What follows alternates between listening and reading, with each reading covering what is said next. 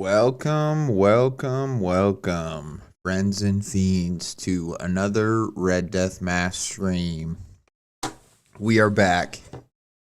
They said we wouldn't be back, and we're back. They tried to claim we couldn't continuously read creepypastas, but we're proving them wrong week by week. I don't know who the we is. It's the proverbial we, the haters, the naysayers. But anyways, we're back. We are here. Gonna start off this stream a little differently. Just wanted to warm up a little bit. It's been a little while since I've streamed, like a couple weeks or whatever. And so I just wanted to talk about a couple movies that I've seen. And and I know I probably mentioned some of them on the last streams or some of the stuff I want to talk about, but I'll just go ahead and mention them here again at the top, and then we will get on to reading our stories. Essentially, one battle after another. I know a lot of people are talking about this movie. A lot of people, really liked it. It's the best movie of 2025. I'm a huge Paul Thomas Anderson fan. I love Paul Thomas Anderson.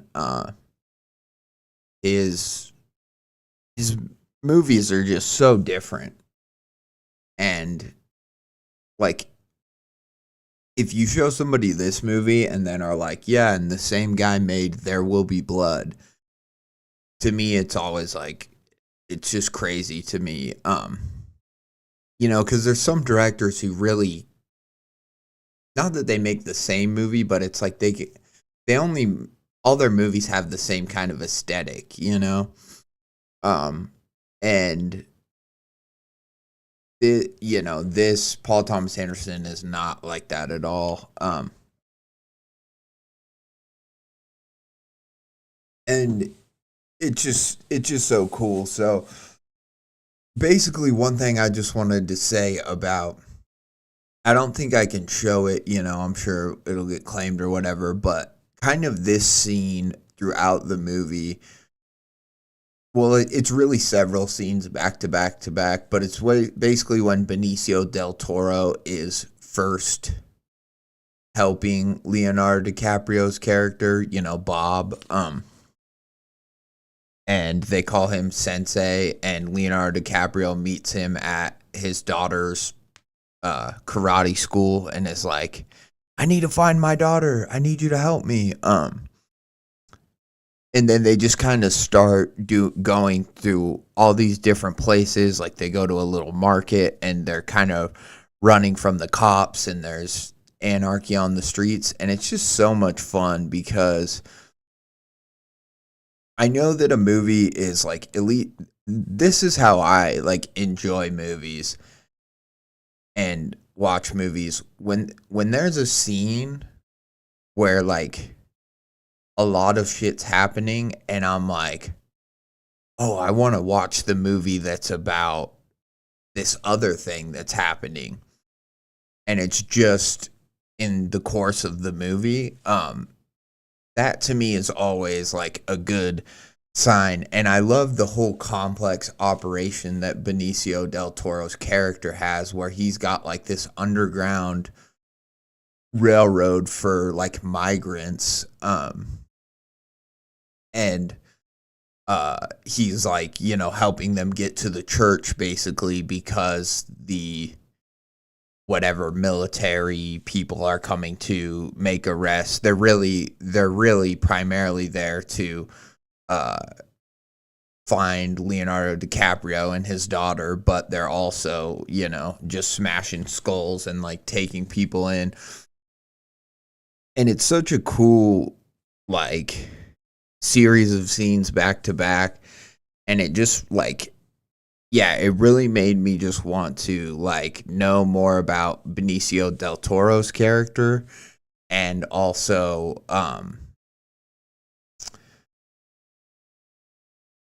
yeah, like almost stay in this world a little bit longer. Like we kind of fly through it through the story of one battle after another. It's about the the revolutionaries and like the whatever racist like overlords. But what is so cool about it is like the infrastructure that's in place for people to like resist, whatever fascism or resist like authoritarianism. And yeah, it was just like with everything that was going on and the news and stuff with all the stuff in with ice in Minnesota and just everything like I it was definitely really cathartic to watch this and be like, that's so badass, and be like, I want to know how there can be an underground railroad to like help, help families and shit and help people who are, being brutalized by like the government or being persecuted.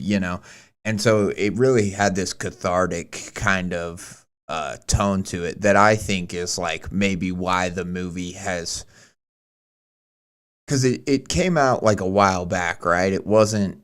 It's more like recently just come out on streaming services and stuff. But that is why I think the movie is kind of like having this slower burn, or it wasn't like immediately a hit, but now it is a hit, sort of a thing. So yeah, it's just something I kind of wanted to bring up, and it's also just very funny, and there's a lot of like really great subtle moments like and humor, like this part, like he's always got in every scene, Benicio's always got like modelos for Leonardo DiCaprio's character, and he's always just handing him like, he's like, don't worry, Bob, I got you, we're gonna help you out, and he just like hands him a modelo, and it's just a really subtle like aspect of the movie because Leonardo DiCaprio is like a whatever, just lazy alcoholic,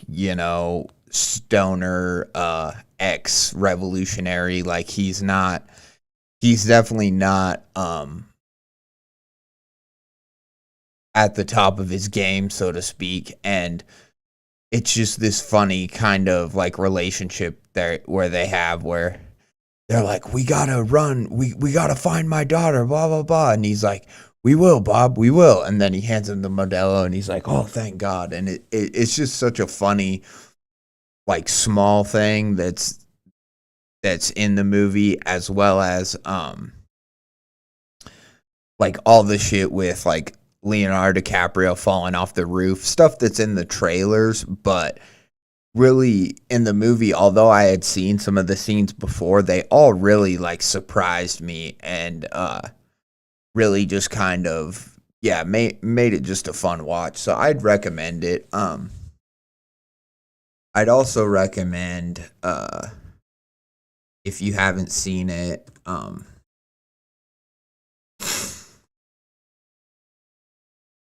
Begonia. And Begonia, Jesse Clements is great in it. Emma Stone is great in it. I think maybe what I really enjoy about Begonia, there was a lot of shit, right? But one of maybe the parts is that like movies are getting better and better at and just media in general at like using like conspiracy brained people for interesting storytelling. And within Begonia, you definitely have that. And like Jesse Clements' character is essentially convinced that aliens have, infiltrated society and that Emma Stone's one of them. And, I won't go into too much more details of the plot, but I find it like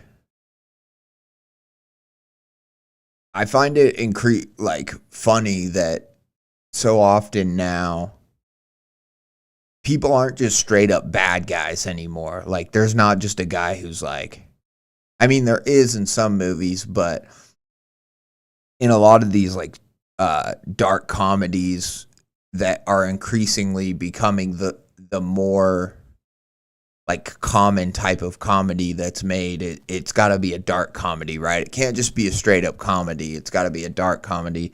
Um, that like A24 and stuff make. It seems like yeah, you've got these characters who are conspiracy brained, and they're not just like they have one main conspiracy, but it connects to all the other conspiracies. And I was just watching a show today about what's it called? It's called Neighbors on HBO. The first episode came out, and it's about people who are neighbors who have these disputes. And there's this one character in it who's like, definitely he's a doomsday prepper, conspiracy brained type of guy. And it's so interesting how, like, he's talking about how, adrenochrome and, the elites killing children, and how that also connects to, like, 9/11 was a inside job sort of a thing. And it just completely, like, there's no such thing as just believing in one conspiracy anymore. I feel like there's like a conspiracy pipeline, right? And once you are in that pipeline, sort of like all your beliefs become ingrained in knowledge from that pipeline, or like they all start to funnel that way, so that slowly over time you might believe that like aliens have visited the earth, or that there were elites are human trafficking, stuff like that. But once you believe one of those things, and I believe those things, so I'm not saying, I'm just speaking about the characters. It's like once you believe one of those things, it immediately causes you to start becoming like susceptible, or becoming whatever, conspiracy brained. And I find it so funny because literally the only difference between Jesse Clemens' character and then this guy in this reality TV show I was watching today, the difference was just aliens. Jesse Clemens was like on the alien route, whereas this guy was more on like elites are, gonna cause World War III, and we need bug out. We need a doomsday shelter, and that was the only kind of difference. And yeah, it's just really it's I just find it interesting that like villains a lot of times now in media and stuff are getting portrayed as conspiracy brained or this or that. Then meanwhile, at the same time, we have all the drops about like the Epstein files coming out, and conspiracy theorists are being proved to be at least somewhat right about a lot of things daily. You know what I mean? And so, and like I believe,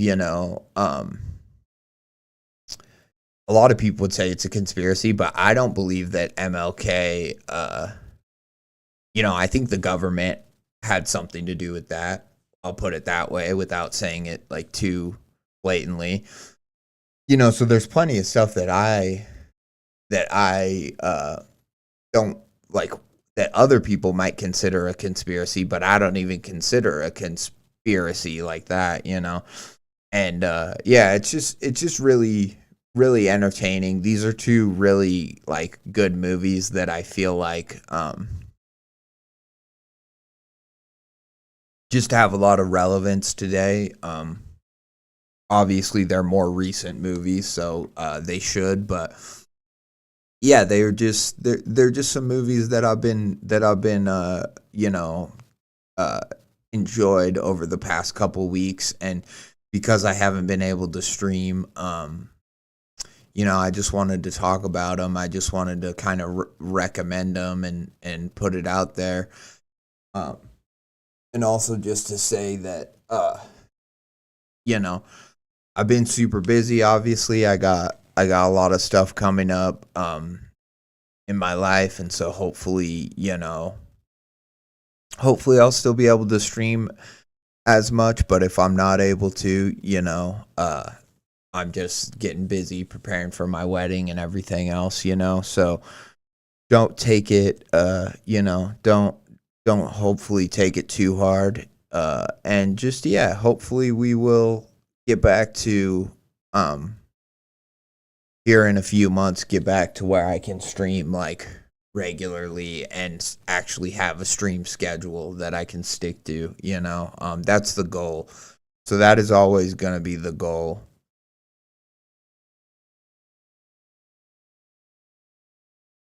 And then the other thing, too, I want to say is that Dungeon Crawler Carl. So if you watch some of my streams, I'm a fan of like lit RPGs and stuff. But I've been listening to Dungeon Crawler Carl audiobooks, and I'm thoroughly excited because apparently there is going to be a live action adaptation, which I'm very curious about. I agree that like it probably would work better. I think is going to be a TV show, but I think it would probably work better as like an animated TV show.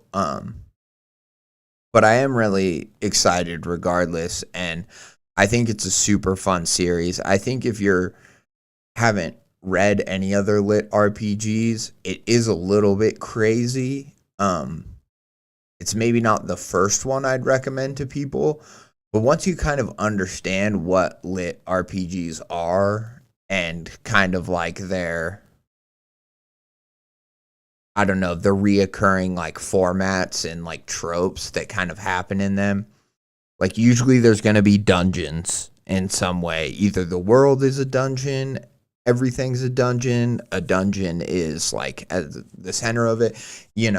If you kind of understand those basic things, then they just get easier and easier to consume, and they end up being, at least Dungeon Crawler Carl is so awesome because it has characters like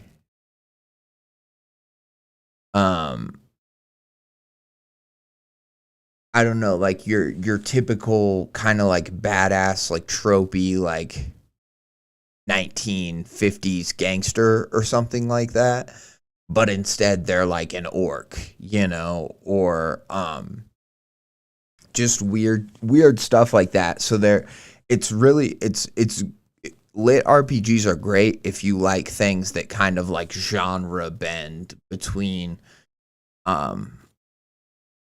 whatever it is, horror and fantasy, or fantasy and comedy.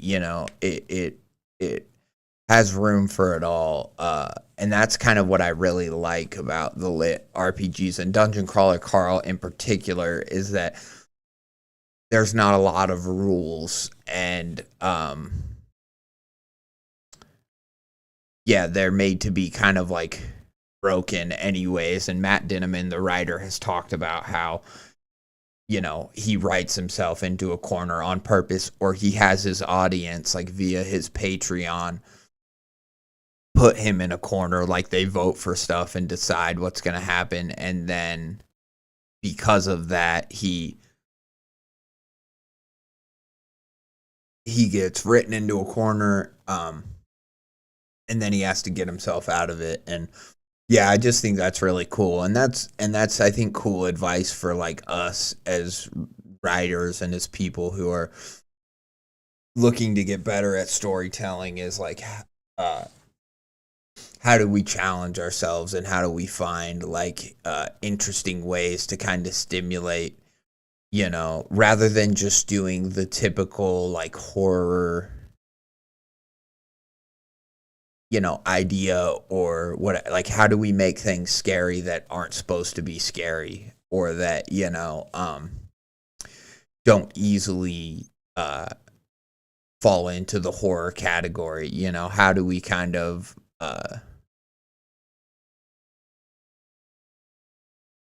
challenge ourselves in that way. And yeah, it's just cool, and it's gotten me thinking.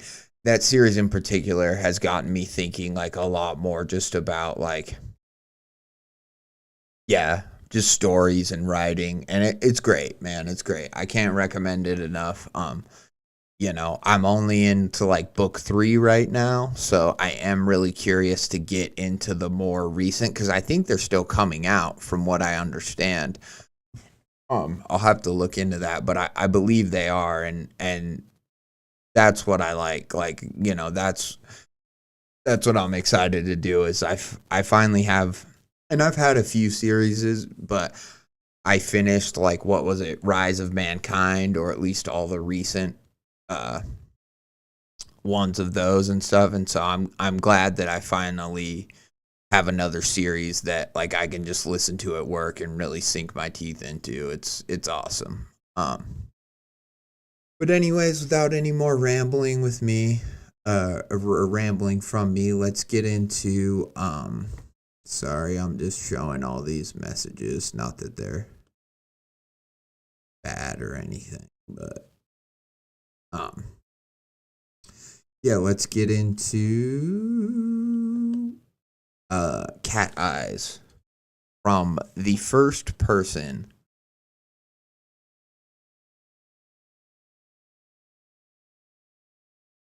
So it has the, like, tag of journal data entry. I think it's gonna be like a military type journal. Is at least what they said when they commented about the story. But I'm interested to see where it goes. It's an interesting name. I'm gonna theorize that just from the title that maybe some sort of a soldier, you know, and the info I got from the comment, that a soldier maybe gets cat eyes, or he gets um something supernatural happens where uh he has, like, the ability to, like, see death, um kind of like cats having 9 lives, and, like, stuff like something like that, which I think would be, like, an interesting power to have, like, in a wartime, right? Because obviously people die constantly all around you, and so it'd be interesting to, like, see that before it's about to happen, or try to change it, whatever. But that's just from the title alone. But let's get into the story, and we will go from there. Cat eyes. My grandfather passed away 2 months ago. When we were sorting his things, we found a box he'd duct taped shut and shoved behind the insulation in his garage attic. Okay, already off the bat, I want to say, um, it's a fun, fast start, but I do want to. I just instantly have the thought of, well, how did you even find that? You know what I mean? Because it's not just behind insulation in the garage. Like, I get it. Some garages have that kind of insulation that it's pretty easy to just, like, peel back, or sometimes the wind even kind of blows it open, and then you're like, oh, you could see something behind it. But this is behind, duct taped and shoved behind insulation in the garage attic. So, I mean, there must have been stuff stored in the garage attic, but I'm like, even when you're cleaning out the house, would you really check behind insulation? I don't know. Anyways, just a thought that I had. Here, I'm feeling a little, I don't know what it is. I think I just feel rusty from not streaming. But I'm gonna put some music on, so I think That's what it is too. These middle of the night streams where I start, at 3 o'clock in the morning, which I know sounds crazy. They just,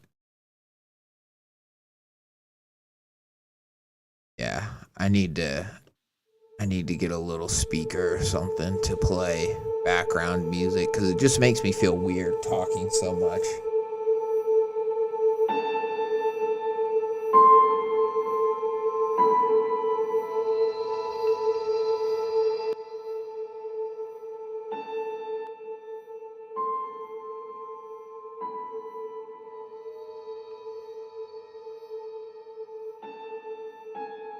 All right. Inside were a few medals, a half-rotted helmet cover, and this journal. The journal isn't complete. Whole sections were torn out. Some pages looked water damaged. A few were folded so many times the words are nearly gone. Like he kept trying to hide them even from himself. I asked my dad about it. He said Grandpa didn't like talking about his time in the Marines.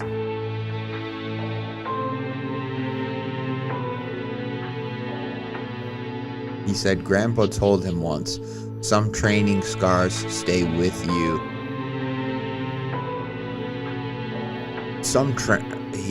He said Grandpa told him once, some training scars stay with you for a reason. Most of this journal reads like normal field notes and letters to Grandma until the entries from April 19th to May 2nd, 1980. Those pages were tucked between two cardboard sheets as if he didn't want them bending or tearing. I typed those entries below exactly as written.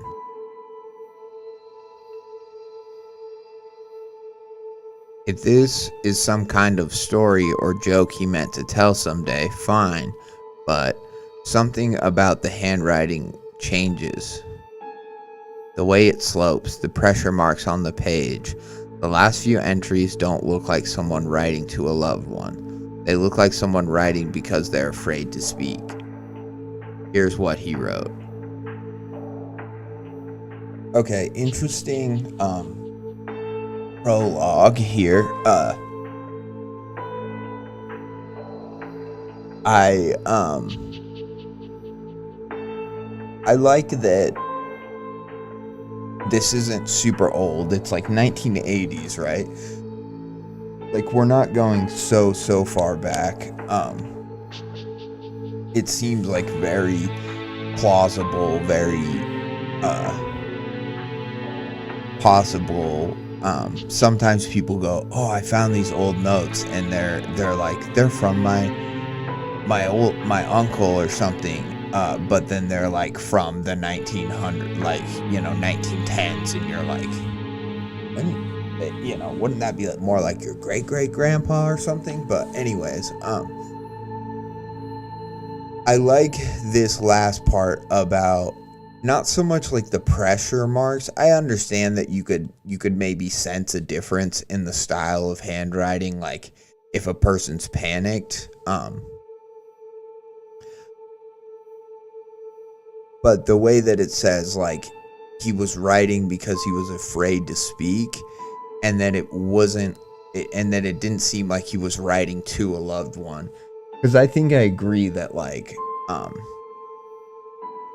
normally soldiers and people writing to loved ones, like, they're not going to write, like, a brutal, detailed account of every single thing that's happening. I mean, maybe some people would to some extent, but I don't think it would be.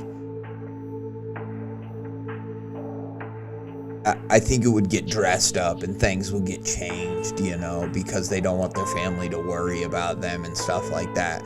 But then if this just ends up being a really fucked up horror story, I could see why the grandson of the author, would be like, it really seemed like he wasn't writing to, like he normally would, to his loved ones or whatever. Because I do think you could see a shift. And I think that's important to point out as a point of being like, there's something different about this part of the story that I guess was like torn out of the journal. It said it was like torn out and placed between two, like cardboard or something. Yeah, between two cardboard sheets. So that's kind of interesting too, because I'm wondering if it's like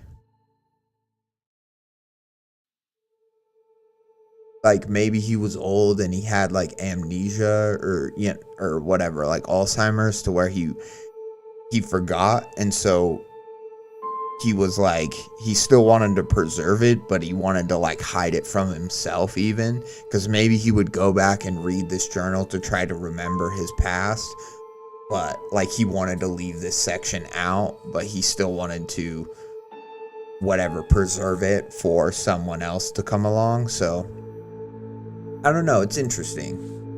I like it. April 19th, 1980. Cat eyes. A funny word for the patches we sewed on our helmet covers. Interesting. And they found a helmet cover, right? It said it was part of a helmet cover or something in the belongings, right? In that was in the box. So inside were a few medals, a half-rotted helmet cover. I wonder what half-rotted means then in this context. I'm wondering if the cat eyes, the patches that are on this helmet are like not worn out then. Like maybe the rest of it's like falling apart, but maybe those are like preserved. Because maybe there's something supernatural or weird going on. Cat eyes, a funny word for the patches sewed on our helmet covers. The little rectangles look like a pair of off-white eyes during the day. Oh. The little rectangles look like a pair of off-white eyes during the day, hence the name. But at night, the faint glow from the reflective tape is enough to follow the man in front. Oh, okay, I see. So it's it's like the maybe not fluorescent, but it's the tape that like they have so that they can identify each other in the field and see each other, hopefully from at least some distance. I'm thankful I have it for nights like last. Patrolling in the forest at night, you'll take anything you can get. Under the canopy, even during the day, it's dark and wearing camouflage doesn't help.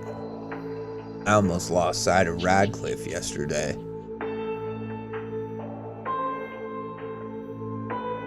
I'm exhausted. I'll tell you all about today once it's over. Goodbye. April 20th, 1980. We had to execute our lost soldier plan today.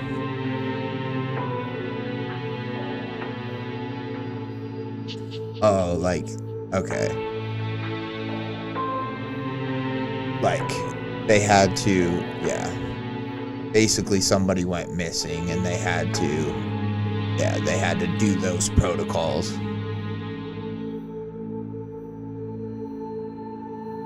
I thought like Lost Soldier was the name of like an operation or something. I was like, what? Snowburger got lost somehow when we moved patrol bases.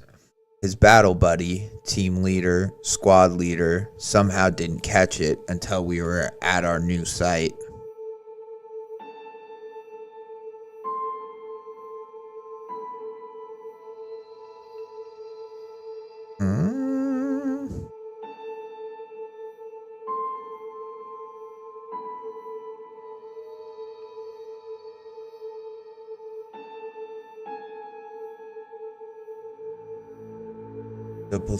The platoon sergeant is pissed. He nearly threw the squad leader off a cliff and only simmered down when the lieutenant and Filipino Marines looked at him sideways. Of course, this meant another hike through the jungle. Jesus, I'm tired of being tired and wet. Lieutenant and the staff sergeant made a search in full kit. Babe, let me tell you how much this all weighs. See, I like... the story's still very conversational, which I like, and he's only from the 80s, right? It's not like he would be like, my dearest beloved Evelyn, I squander the days to which I can see thee, I squandered our time together. It's not like I didn't know what time this was going to be set in, and I was maybe not worried, but I was like, if this person's a new writer, which I think they are, I was like, you don't want to bite off more than you can chew in terms of like making it in a time period where it's really hard with like your modern diction and vocabulary to like emulate that. But this is good. And I also like that we're getting a story that's not told to us as if we're just the audience. We're just the reader. Like, dear reader, or dear person on the internet, I know you probably won't believe me, but the immortal, the immortal child, predator, that, is 19 feet tall, and doesn't have eyes except for when it does, is so scary, and I know you're probably not gonna think that it's real, but trust me, it is. It's not talking to us as if we are a person just reading things on the internet who's gonna have like a natural maybe skepticism or a natural assumption that, oh, this is just another spooky story, and I don't need to take it seriously if I don't want to. Instead, it's a direct account to his loved one, and he's like in full kit, babe, let me tell you how much this all weighs, ... And it kind of trails off, and it kind of, it has this personal, it has a level of like vulnerability and personality to it that I think makes it a little bit more endearing and makes it fun for us as the reader, because we're getting this sense that like these are his intimate thoughts that he would only share with like his wife or his future wife, fiance, whatever like they might have been to each other at the time. And it just, I think it's smart to do that as the writer, because it keeps you from having to do these really common monologues like I was just describing, where they're like, I know you're probably gonna think this is all bullshit, but trust me, it's not. The best kind of cringy, funny example of that is in, what is it, Eyeless Jack or whatever, where he's like, I never used to believe in that paranormal trash now, or whatever, where he's like, or whatever stupid words you guys call it, blah, blah, blah. And he's all talking down about, he's like, I believe in that paranormal trash now. Like, and it's just very cringy, and it's like, why even like you this if you're gonna be like so disdainful towards people that you're trying to get you to believe that you want to believe you, why are you degrading them or their belief so much? I don't know. It's a very funny way to start a story, and you see it a lot, right? You see it a lot with creepypasta and with horror, where they're like, I know you're probably not gonna believe me, but I don't care. Or, but it doesn't matter, because because I know what happened, sort of a thing. It's like, my advice is like, it might have made sense to have a part like that at one time, or if you're trying to get a story on No Sleep or something, like maybe you need parts like that. But I think like the horror short stories, as they've evolved or maybe haven't evolved, like I don't know. And just in my opinion, like we don't need that anymore. Just tell us the story. We don't need those whatever those asides about like, well, this is why, even though I know you're not gonna believe me, this is why you should. Like, just tell the story and let the story exist on its own, in my opinion. But yeah, and this way gets to avoid that, and I like that. Let me tell you how much this all weighs. Well, we found Snowburger, or at least Second Squad did.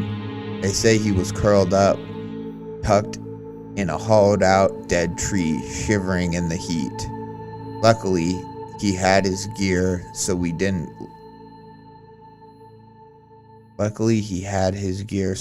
look for that.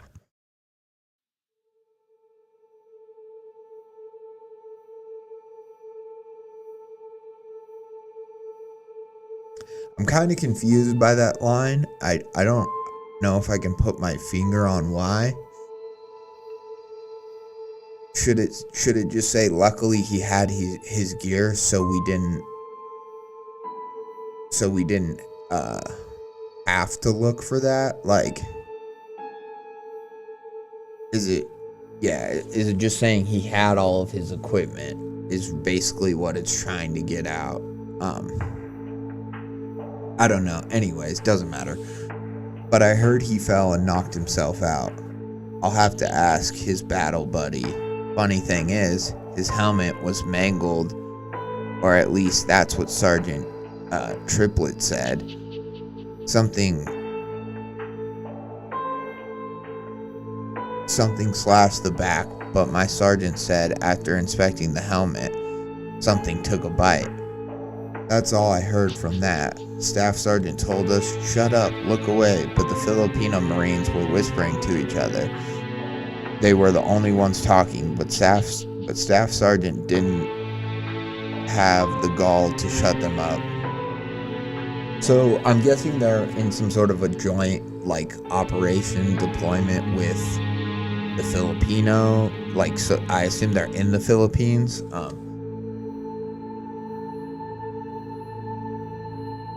I don't know a ton about like U.S. military actions in the year of 1980. But yeah,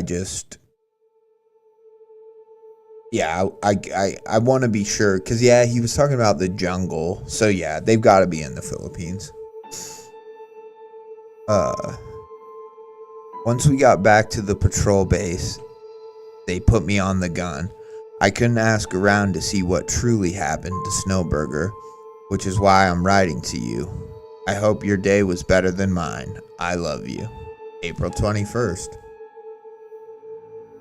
For once, after 4 days in, we didn't patrol today. Lieutenant told us to unscrew our new BFAs.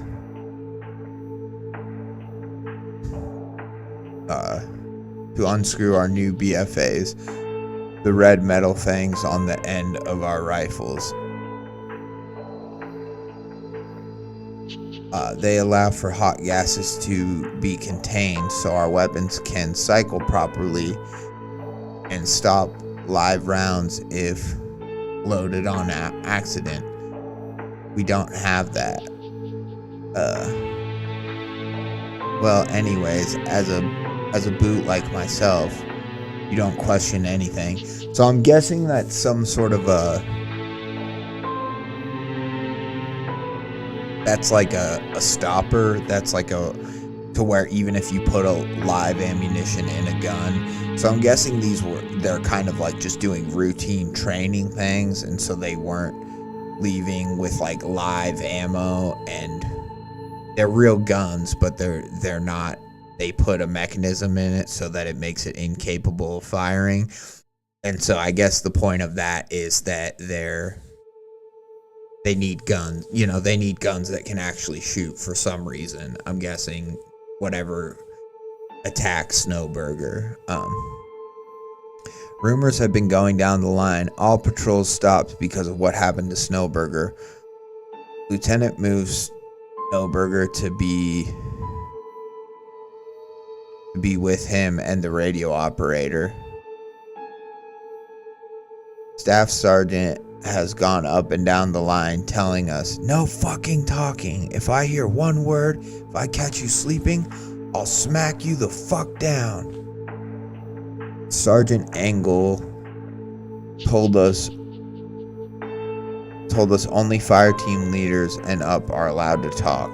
The Filipino Marines keep talking in lower voices to Staff Sergeant and Lieutenant. I don't know, maybe it's an end of the exercise thing. I'm about to go on watch. I'll write again.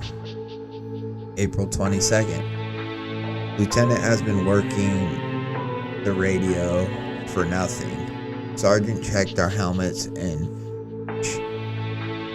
chewed out those who didn't have their cat eyes on our helmet strapped properly. Sergeant made us function check our rifles and took any pyro we had. All smoke grenades, hand flares, and illumination rounds went to the LT. I can see Snowburger is a nervous wreck. We are moving out soon.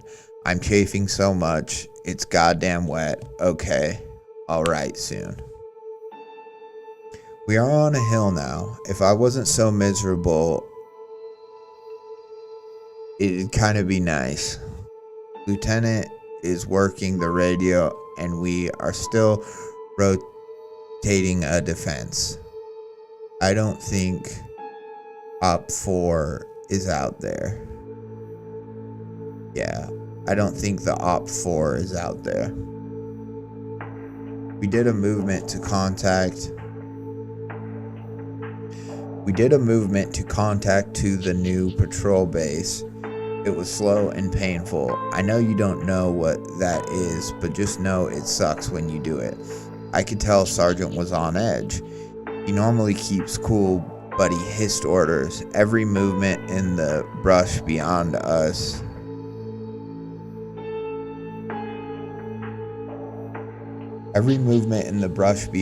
he told us, keep away, stay close to where I can see ya. He moved up and down our formation as we patrolled through.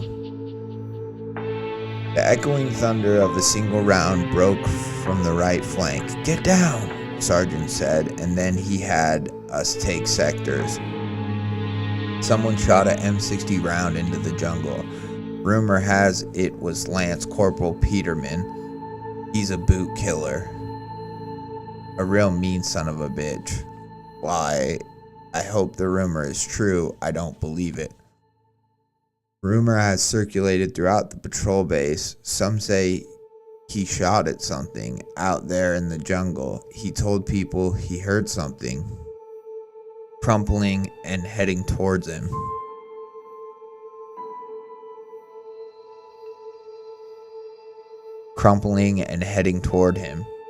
I think it's just the senior lances and corporals fucking with us.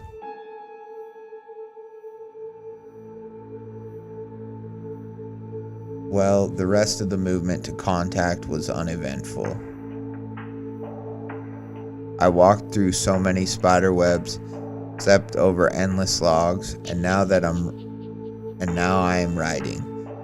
Good night. I hope you'll get this soon. One thing I was kind of curious about, I guess if it is a field journal,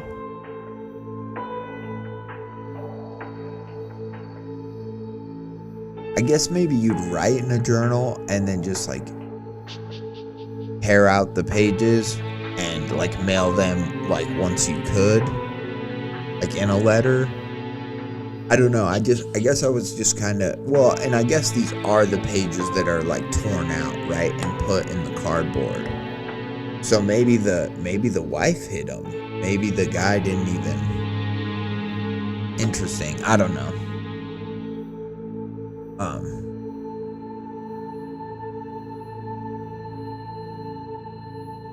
April 24th. I didn't get much sleep last night. I went through about all my dips, so please send more. Someone tripped a trip flare on 3rd Squad side of the triangle in the patrol base.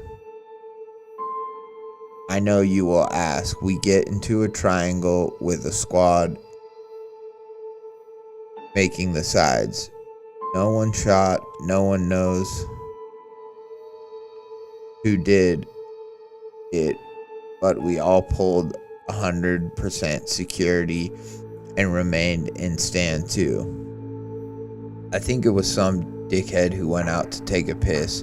The Filipinos began shooting star clusters and parachute flares.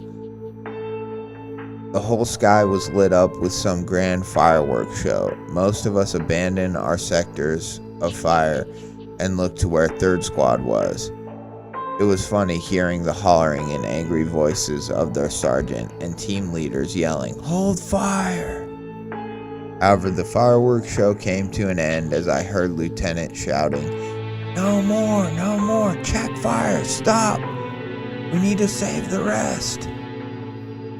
God, what a show. Throughout the day, the force was quiet other than noise we made. Some of the guys say they can see people moving in the tree line, but I haven't seen anything. Staff Sergeant tore into me today because my helmet was covered in mud and he couldn't see my cat eyes. Oh man, I couldn't hear a word he said as his hot breath pelted me with phlegm. I was so tired and stunned I nearly fell asleep. His hands formed a knife that kept thumping me in the face.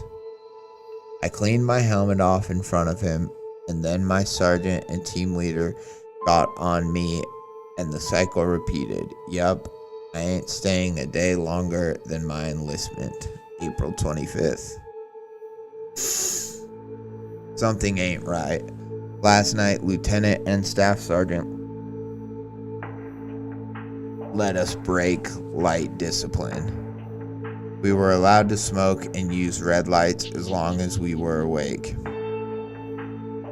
They said we need to keep quiet, however. I don't think we are training anymore.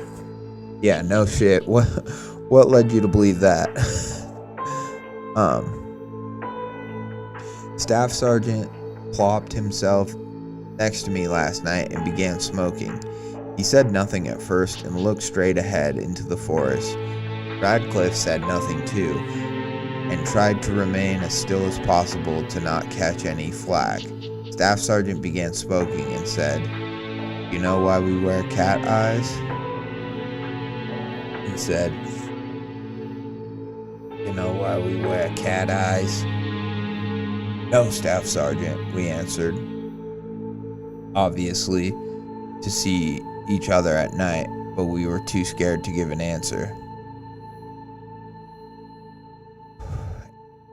In Korea, Marines would go missing on patrols every now and again. Same shit happened in Vietnam. Everyone always said, it's the VC or the communists. Marines that wandered off a little too far or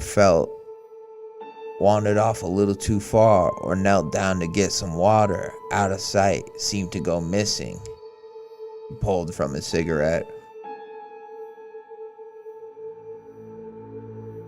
We eventually got wise and took from tigers, you see. took from tigers?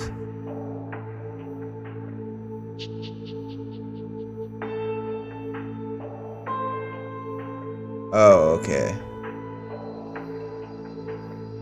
I think it should say something like, I don't know, took from tigers just sounds like a little off. I think you should just say, it should say something like, we eventually got wise and took a lesson from the tigers, you see.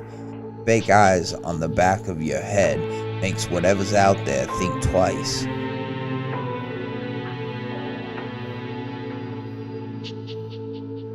That line made my heart beat like drums.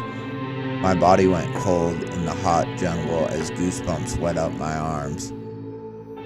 I felt for my cat eyes.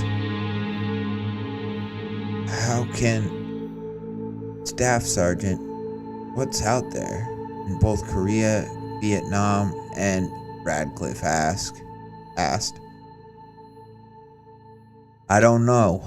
When I was a boot, they used to tell me that story. They said there's a reason why man grouped up in towns and made cities, why farmers from everywhere are always skeptical of strangers. He dragged that cigarette in some sort of silent contemplation.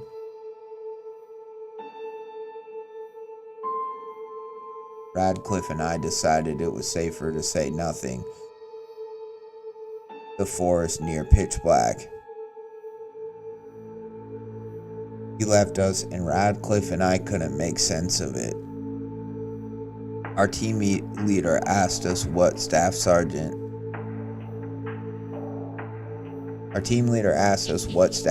said, and we told him. Nothing seemed to make sense, but nothing happened last night. I think we are leaving soon. April 26th. I don't know if I'm going to send this to you. I'll keep it simple, as I don't know how else to explain. Today, me, Radcliffe, and 2 others from each of the other squads grabbed everyone's canteens and headed down the mountain. Staff Sergeant gave us all a single flare and told us to only use it if we saw something. We were all boots and we just nodded. Stay close, don't fucking wander, Staff Sergeant told us when we reached the water's edge. Bushes traced the edges of the stream, and I barely saw Radcliffe even though he was about a yard away.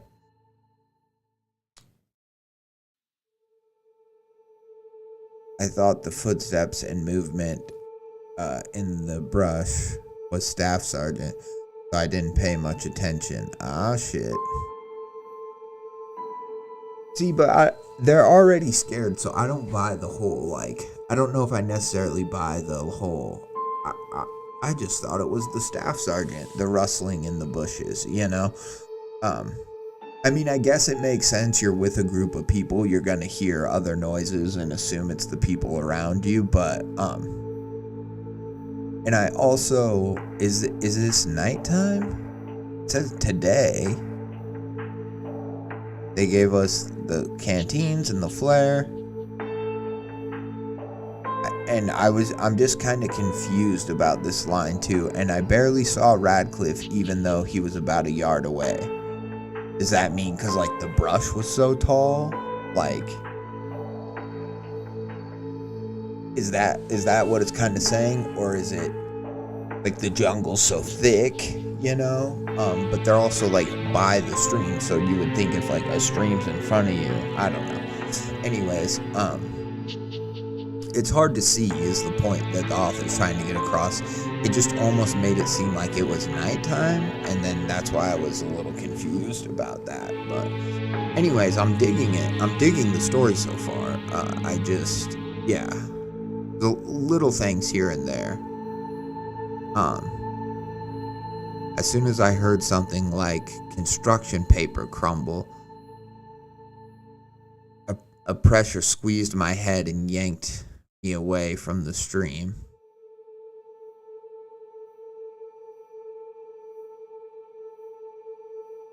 So that's that same crumble or crumpling that the other guy heard. So As soon as I heard something like construction paper crumble, a pressure squeezed my head and yanked me away from the stream. I thought my neck snapped as I looked up at the jungle sky. Radcliffe was calling for me. Here, I said, and unslung my rifle. I nearly blasted Radcliffe with molten gas when he found me. Staff Sergeant came to us with the rest of everyone. He spun me around. I felt him touching my helmet. Take that shit off, he commanded. He looked at my helmet. It had 4 dents. 2 near the top of the skull and 2 at the base.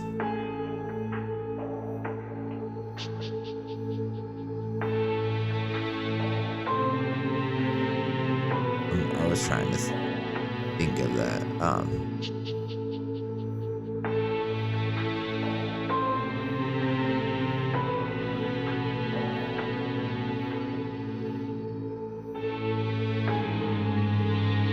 The camo was covered and ripped. Staff Sergeant shoved the helmet in my chest. Didn't I tell you to fucking clean your cat eyes? Yes, Staff Sergeant, I said wide-eyed.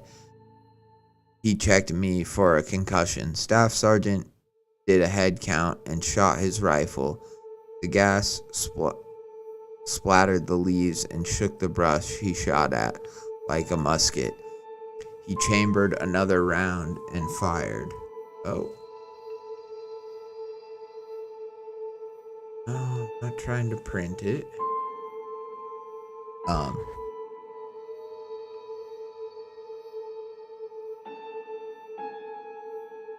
Chambered another round and fired.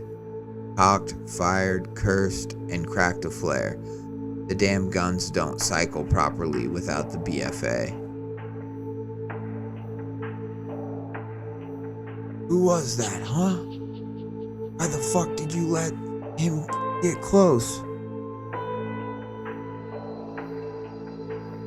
PFC, he was next to you. I don't know PFC, but PFC, he was next to you.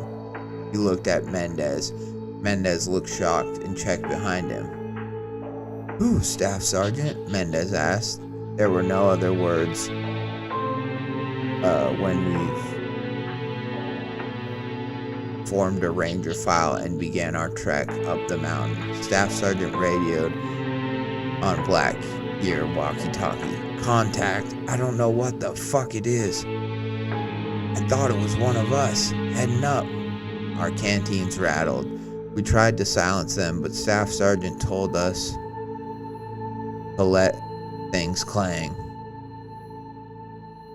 The point man and rear guard lit flares and used everyone else's as we traveled. I couldn't stop thinking about how something took a bite and dragged me to the forest floor. Bushes seemed to sway as if something moved through them. With our fatigue swishing as we moved, I swore I heard that crumpling paper noise. Keep moving, Staff Sergeant would yell and then fire a blank into the sky. For about 30 minutes we trudged up the mountain. It's us, grumbled Staff Sergeant as we approached the defense line. We handed out the canteens back to the Marines. I overheard Staff Sergeant explain to the LT and Filipinos. I swear, hand on the Bible, I counted 8. There was only 7 of us. He whispered the rest after he saw us all looking. There was only 7 of us. He whispered the rest after he saw us all looking. Sergeant inspected my helmet and showed it to the other squad leaders. They said nothing and just looked at me. That was the first time I saw fear in their eyes. I'm about to go on watch. At the apex of the triangle. Everyone stands watch, my team leader told me. They're putting me on the gun. I'm leaving this notebook on my pack just in case.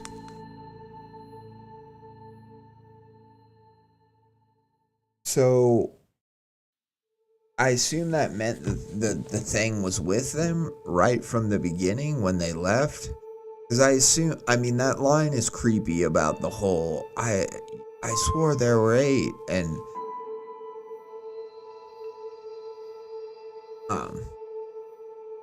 it's creepy, but I think maybe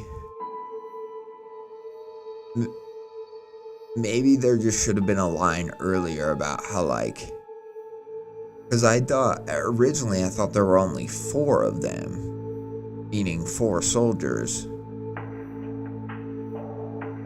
Are they talking about, I counted, I don't know. Again, I think it's just this implication that the thing can mimic them, right? And so, but I think we should have got a sense of when the staff sergeant, like when he first thought that there was originally 8 of them. Like, was it when they were down by the water? Was it when they left that day? I don't know. To go fill up the canteens, like they left with 8 people, and so the implication is that this thing is in the camp. You know what I'm saying? Like, yeah. More flares were, April 27th. More flares were triggered last night. Lieutenant and the Filipinos used the last of the illumination. Every 5 minutes or so, Staff Sergeant fired a blank into the air, scanning the forest. We could hear rustling, circling us. The crumpling noise from yesterday came from the direction of where we drew water. The other gun fired from its apex. Thump, clear the jam. Thump, clear the jam. I waited for whatever was in the bush to come to me. I could hear smoke grenades pop from where the other gun was. It was like Lieutenant and them were doing anything they could to stop whatever was out there. Wind rustled the bush and a gust rattled through the trees. A paper-like noise was so loud we had to shout. A paper-like noise was so loud we had to shout. Cool wind flowed over me as snarling made my ears ring, and then nothing. A loud rip bellowed out in all directions, like someone ripped paper down the middle. The forest was quiet. I checked my watch. 033.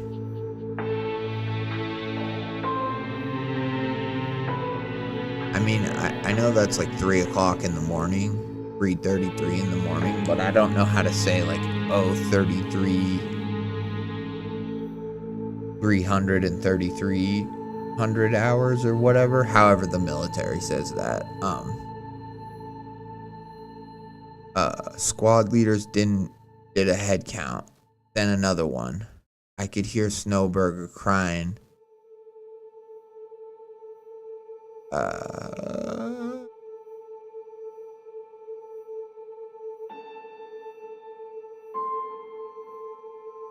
I could hear Snowberger crying. Another head count.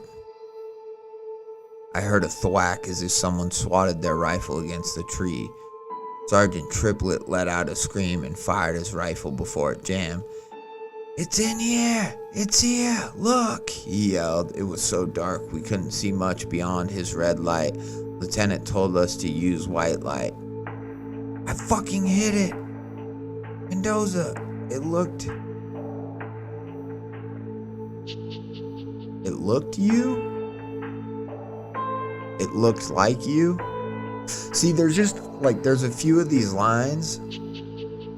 I like the story, but there's a few of these lines that I feel like are kind of important lines, where there's either a typo or there needs to be a little bit more clarification, and then I would understand that, oh, so that when they got back from that thing, the implication was that, oh, it was in the camp with them. Like, it, you know, it's perfectly mimicking them, and that's why, and with the line earlier, why, like, that's why farmers are always, like, weary of strangers, is that this thing is a perfect mimic, right? Which is fine, and I got that implication earlier, but I was like, was the mimic in the camp, like, completely convincing everyone that it's one of them? Or was what it was doing was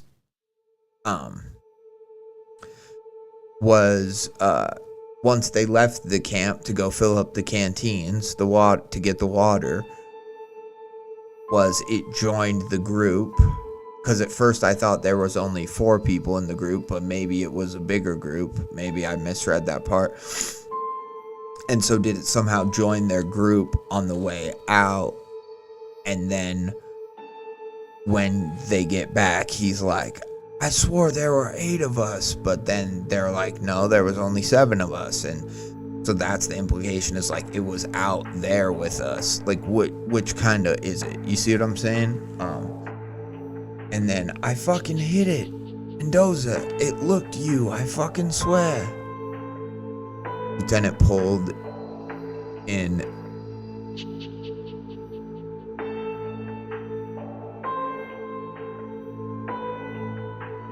And then this line here, like, Lieutenant pulled the defense in closer, I think is what it should say.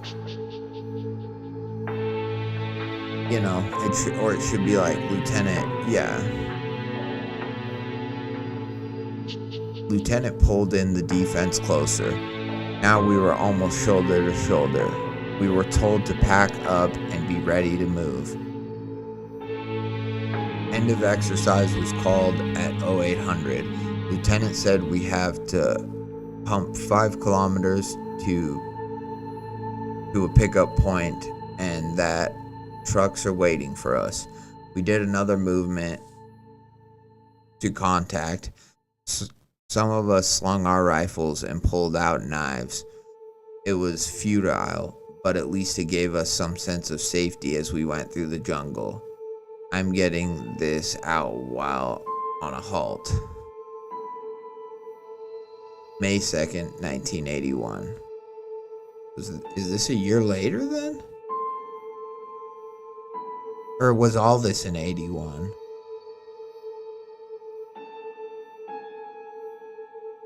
No. April, May. So yeah.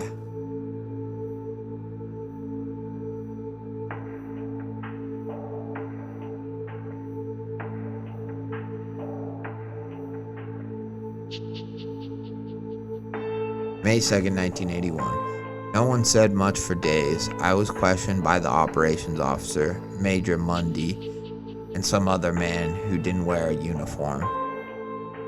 I told them what little I knew. So you didn't see anything? Major Mundy asked. No, sir. And you don't know what happened to PFC Alvarez during your trek to the cars? No, sir. Oh shit, someone else went missing. The 2 men looked at each other and whispered to one another. Major Mundy left the room. The man wiped sweat from his brow and sat down in front of me. Communist guerrillas, he sighed and stacked papers. Son, when the dust settles here, keep out of the woods for the next 5 or so years. You'll be transferred to a POG job. You ain't going in the field anymore, okay? I'm serious. Steer clear of the woods or any forest for a long time. He shot me a serious look. He pulled an elastic band from his trouser pocket. It was a green band with off-white rectangles on the back of it.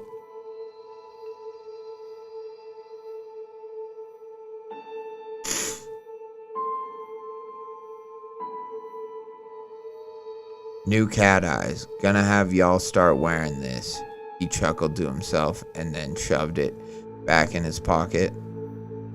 I nodded. Snowburger got the same treatment. That was 3 days ago. I was on a flight home the next day. Head injury sustained during training is what they want me to tell people. Any slip of anything, dishonorable discharge. God damn it. That was the last entry in the journal. Okay, so now this is the person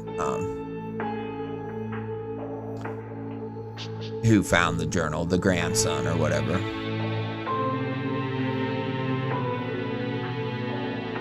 I mean, honestly, it sucks, and I know a lot of people go into the army or like the Marines because they want to like see action. They want to be out in the field, and they probably don't want to POG, which I assume is like a desk job or something. But at the same time, it's like at least you didn't die or get. At least they didn't blame everything on you, you know.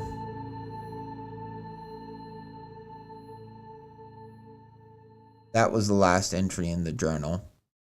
We found nothing after May 2nd. No follow-up, no explanation, not even a signature. But tucked into the back cover was a folded piece of paper, brittle and yellowed. On it was a typed statement. Head injury sustained during scheduled training evolution. No further details authorized. Unauthorized disclosure is punishable by UCMJ Article 92 and Article 143.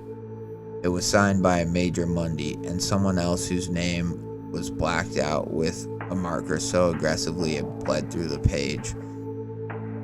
The weird part? The marker is still glossy. It couldn't have been applied in 1980. At the bottom, in my grandfather's handwriting, shaky, different from the neat script earlier, were 5 words.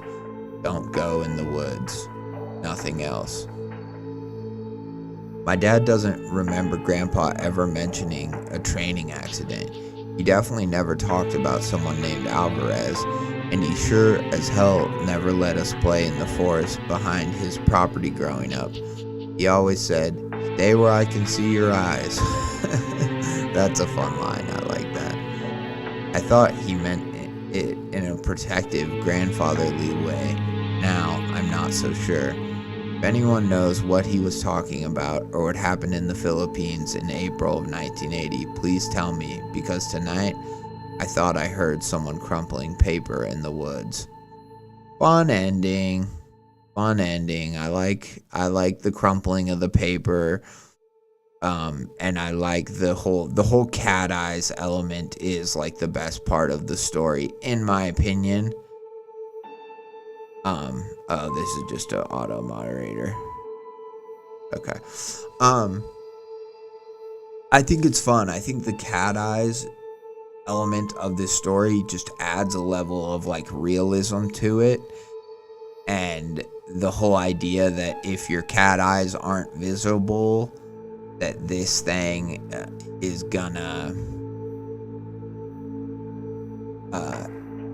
it is gonna sneak up on you, is gonna bite your head, is gonna try to fucking eat you. And it's fun. And I wasn't quite sure if like what it was trying to with the whole.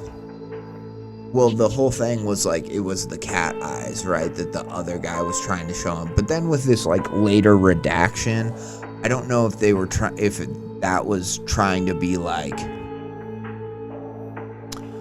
oh, this was like the supernatural, you know, this was the SCP Foundation who later found these documents or something. You know what I mean? Like, I don't exactly know why it made a big deal of the marker. It had to have been redacted later on. Like, I'm not sure what the story's trying to get at with those details. I think that they're interesting, and I think that they probably mean something to the author. I just don't know that they're quite reading to me. Like, I can speculate, but I don't know if I'm correct. And it's a fun story. I think my biggest kind of issue with it is those little moments that I was talking about with the kind of little typos and little things where it's like I understand that they went down to the water to fill the canteens, right? I got that. I thought that there were 4 of them. The staff sergeant, or maybe there were 5. I don't know. Anyways, the guy said it was like me, maybe not Alvarez, but it was our narrator, another guy, and then I think he said 2 other guys. So I thought that there were 4 of them that went down. And like I get that, and I get that once they were down by the water is where he got attacked. The staff sergeant yelled at him. It's like, God damn it, I told you about the cat eyes. You need to keep your helmet clean. Sort of a thing. But then I didn't quite understand when they get back up to the base or the camp or whatever, if the implication was that they left and they had somebody with them at the start that was this creature, this crumply creature, or if they lost somebody while they were out there, or, you know, I don't know. So that part was a little bit confusing. I get that later, you know, the thing's attacking people, and then it takes Alvarez on the way, on their hike out of there, you know, and all that's real creepy, right? And it is fun, and I like it. I like the ideas of all these soldiers being scared, right? Like, that's not your typical, these are men of, like, decision and action and people who are supposed to be able to defend themselves. They're soldiers, right? So the idea that they're all kind of getting scared and stuff, I think is fun. So yeah, I do think the story could have benefited from, like, some clarification at certain points, and then also maybe like you know, maybe the story of Alvarez and actually going missing on that final day, like we kind of lose out on that, you know, and then just as well as like I don't know if we need to see the monster, but the crumpling sound and stuff, like, I just maybe would have liked a little bit more. And I don't know what that more could have been, but just maybe just a teensy bit something else. And I also was confused because at first they were like, you can have the lights, but just be quiet. So I thought the idea was like sound attracts these things, right? Like, but then at the same time, they're like firing all these blanks, and the guys like make noise with the canteens, like let them clank or whatever. So that aspect of it I found kind of confusing too. Like, is it the sound that keeps this thing away? Is it the light? Is it a combination of both and they're not sure which? And so sometimes they're like, be quiet, and then other times they're like, make noise, you know? I don't know. But I think it's a fun setting, and it's a fun little entry, and I like that it's like a soldier's, you know, diary. I think inevitably a lot of these stories, you know, when it's like, I'm a search and rescue officer, or I'm a, you know, the diary of a nameless soldier or whatever. Like, I think a lot of these stories, they end up being cool, right? And it's cool to kind of feel like this is just a lost first-hand account, right? And we don't quite, nothing's really verifiable or anything. And that's fun. I do think maybe something could have been more done with like the Filipinos. Like, maybe we get like one of the guys, or he's talking to a translator and they mention like a name of this creature, or, you know, we just kind of get that little part where the staff sergeant's like, there's a reason men lived in cities. And while it was like foreboding and it made sense within the context of the cat eyes and stuff, I was like, it's pretty general, right? Like, I would like if maybe we could get into like the Filipinos call it the whatever, because the Philippines have a lot of really scary shit. Like, I'll show you this.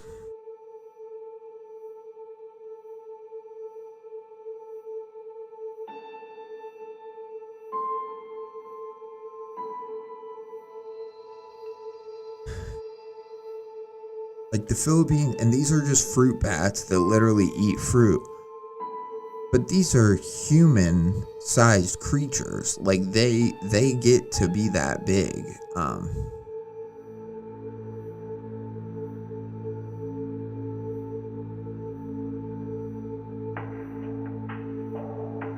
Like this one is absolutely horrifying. You know, and this girl holding one here, and yeah, they're cute, and maybe, you know, people, but I believe that they were hunting them at one point because they were either becoming such a problem or,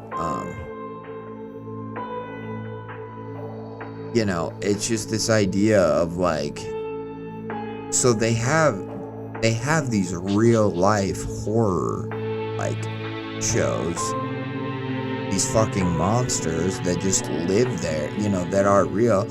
So it's like, you know, who knows what could have happened. Maybe it is a spirit. Maybe it is somebody who can change and become one of these other sort of things. But you know, it's horrifying, and it's like it just would have been nice to maybe have, other than the crinkly sound and, you know, the people getting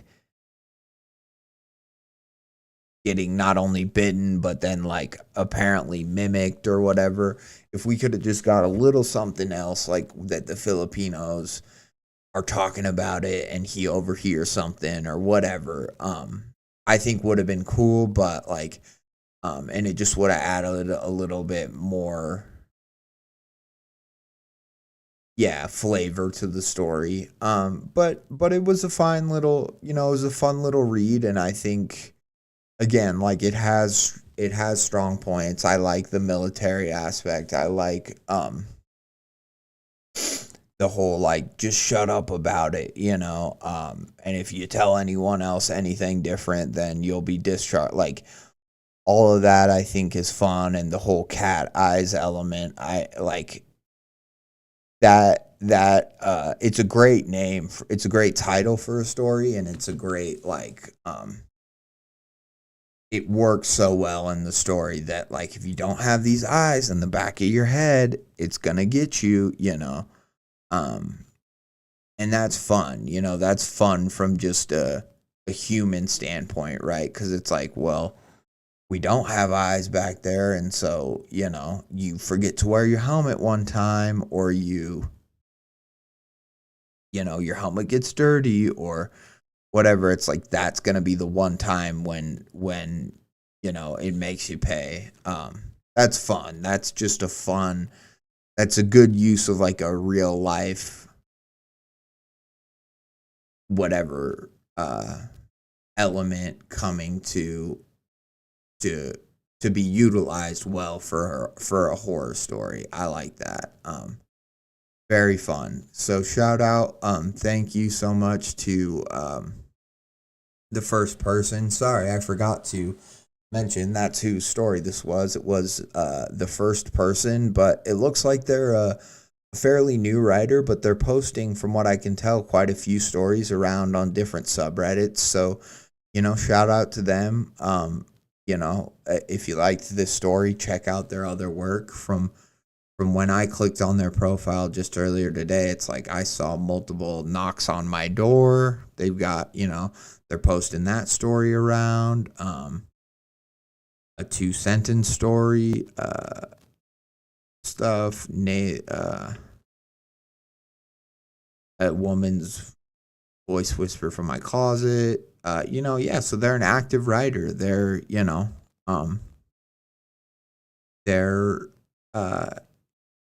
they're working. It looks like they're doing multiple 2 sentence horrors.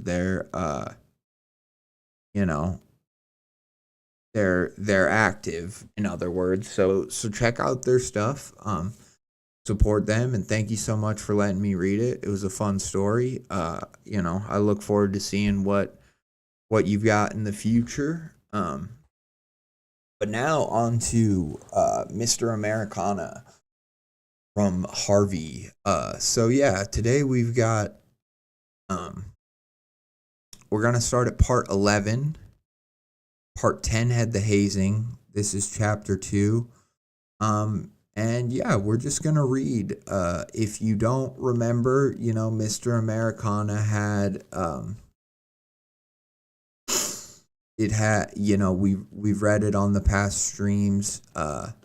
There's camera headed people, there's multiple storylines going on. There is people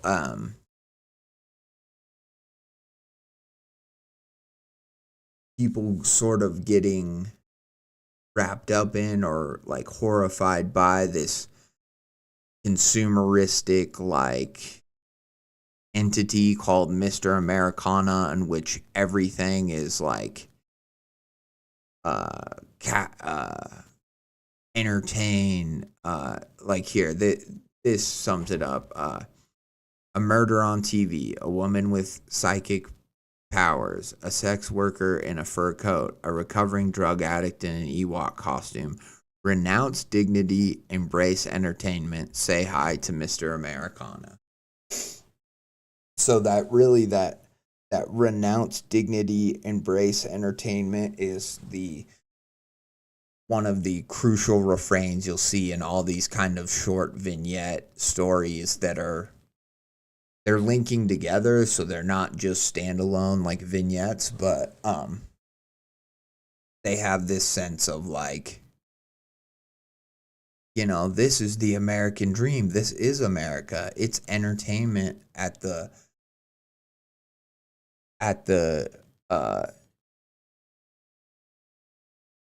whatever, the destruction of everything else. It's it's what is the value and dignity, and it is all these crazy stories and tales of like an alligator who ate a Florida woman, or was taking a bunch of meth or pills and something, and that story reminded me of Travis the Chipmunk. We've got the story of the trailer trash billionaires, where they were competing to like win a mansion, and one of them kills the other one on live TV. So a lot of crazy stuff happening. Very fun story, and I just want to get back into it, but that's the part. I think with the last part, it was part 10, and it's this girl, Chelsea or Sarah, or it was Chelsea, and she's tattooing on these girls, say hi, or hi Mr. Americana, and they're just hazing the shit out of these poor little pledges in the sorority. But yeah, there's a lot of sickos in this town, but Nathan ain't one of them. You stand beneath the Amtrak viaduct on the corner of 5th Street and Manship, watching the snow cascade down and swirl with the wind. You shiver because you're wearing nothing but a pair of ripped jeans and a cardigan, but you can't leave. You're waiting for someone, anyone, to stop and open their passenger door. A pair of headlights appear from down the street, and as the little green Kia Soul pulls over in front of you, you smile. The window rolls down, and there's Nathan grinning like it's already Christmas. "Hi, Miss Darla," he yells. "Hi, Nathan," you replied, leaning in his window. "Did you have a good Thanksgiving?" "Yeah, Pastor Marty came over and cooked a turkey for me. I asked him to pray that God keeps you warm 'cause it's so cold outside." "That must be why God sent you, 'cause you warm my heart every time I see you." His smile gets bigger and it makes you sad 'cause you know it ain't fair. He's gotta pay for time with you, but you get the prayers for free. Nathan has Down syndrome. He's independent, works as a welder at a metal shop in town, makes pretty good money, but he has poor social skills, doesn't know how to talk to women. His parents died a while back, and you know he ain't got a lot of friends. He doesn't pay you for sex, he just wants someone to spend time with. You feel bad taking the money, but you have kids to feed, so you give him a discount. He pays you full price plus tip every time, and you always slip that extra back in his wallet when he isn't looking. As you climb in the passenger seat, you think to yourself that he might be the one good man in this world. Damn. See, it's just crazy. A lot of it is sad. Some of it is scary too, but a lot of it is like sad or just entertaining and funny. But it's these really like stark, gritty snapshots of like, yeah, just life, American life, and it's it's very good. Is kind of what I want to say. Oh, Harvey, hey, Harvey the human cigarette just woke up to this. Well, good morning, Harvey. um, how we doing? But yeah, so that is part 11 now. Let's get on to 12. We're just going to power through. I'm honestly I'll give commentary when I feel like there's something that I need to say, but I'm not going to click on the comments cuz I just want to read the story even though the comments are part of the experience as well, and I encourage anybody reading this story to watch them and check them out. But yeah, I just want to get into I want to try to read through like hopefully all of chapter 2 tonight. So and if not more, but yeah, so we're going to get into part 12. I'm going to go to the bathroom real quick. I'm going to go take a little potty break. But yeah, we're in it now. That's kind of how Mr. Americana is. I feel like from what I feel like if you try to explain this story to somebody else,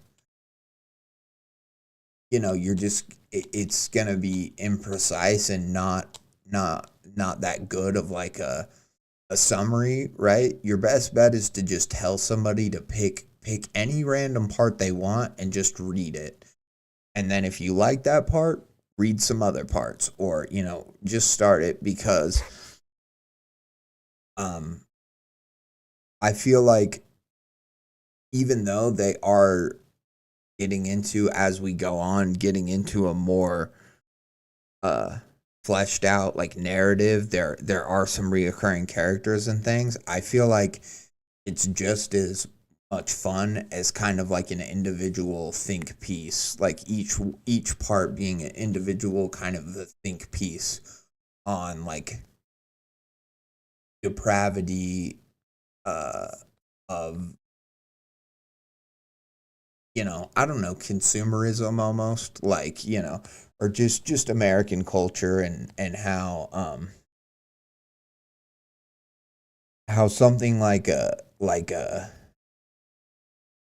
Big Mac, can be so like processed and it's literally a dead animal and it's so whatever, but then and it's so gross and it makes you fat and all these gross fucked up things. But then it also brings such joy and is so beautiful. Like I love a Big Mac.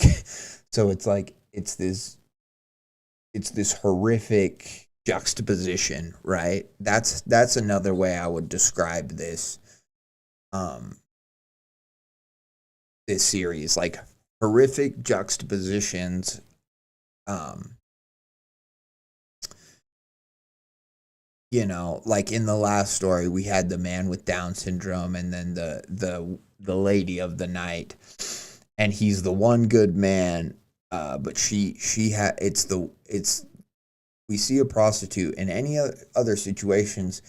You would go, oh, I feel bad for the woman. I bet she's had a hard life. But the one scenario we see is the one where we actually feel bad for the patron, because we go, well, oh, that's sad, and she doesn't even take all of his money. She puts it back in his wallet because she feels bad for taking money from him. And it's this weird, ironic, like I said, juxtaposition where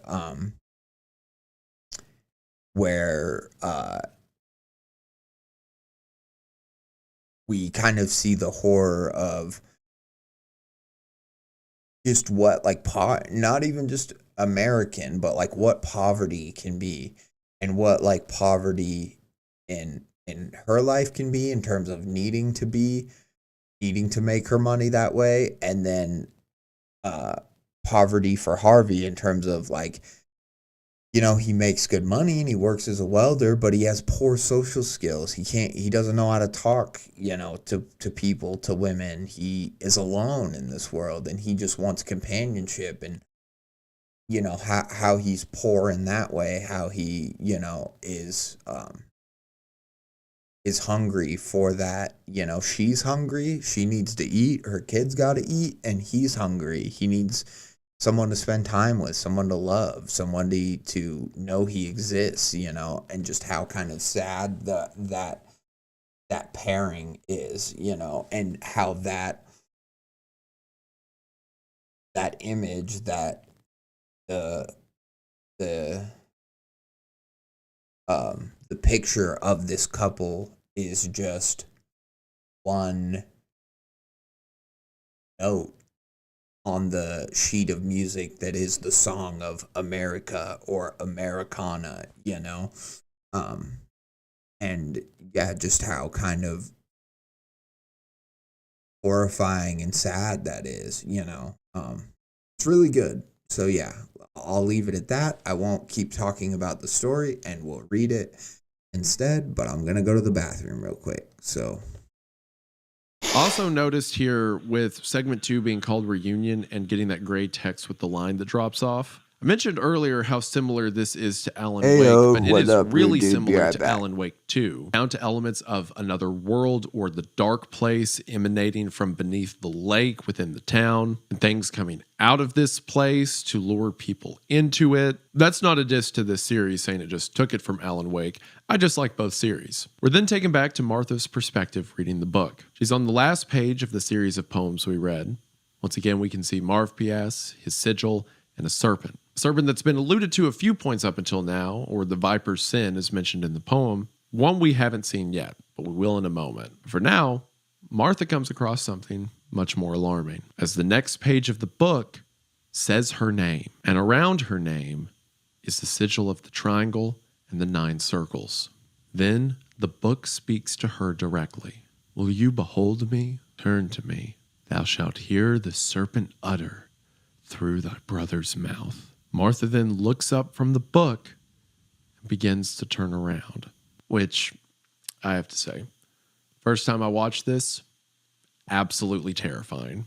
To see all that, to know how powerful Marv P.S. is, to know that there is an entity even greater than him called the serpent. Then with all the questions we have, to see the book speak to her and then say, turn around, behold me, to hear the serpent speak through your brother's mouth. Which I'm going to pause again right here to say, if you have not watched this series for yourself, do not let me ruin moments like this for you. Go to the link in the description, watch the channel, and then come back, because it is not worth losing moments like these that seem so far, so few nowadays. Stories like this are really worth savoring. Martha turns and looks through the catacombs. Darkness awaits her at the end, but something else. Shapes begin to mirror themselves out of the center of her image. Shapes of scales and something ancient, till she sees a scaly hand standing in the darkness. Martha looks, and for a brief moment, we see Marv P.S. as he truly is. Not covered in hair and fur as we might have seen thus far, but instead covered in scales. His arms and torso look like that of a snake's, and his head looks like that of a fish. All right. Let's get into part 12. I exit out of some of these. Then I want to also leave the parts open that I read so that I can go watch the videos later and the companion, the comments. Mr. Americana part 12. As soon as you see the car, you know there's nothing you or anyone else in your company can do to save the teenager inside. The vehicle barely resembles a car anymore. Shredded steel, twisted up like a pretzel, shattered glass, scattered like salt. Nonetheless, you grab the jaws of life from the truck's side compartment and motion for Bill to grab the generator. The door is too crumpled to get a clean cut, so the only option now is to snip the frame of the windshield and the bars of the windows and peel it open like a can of sardines.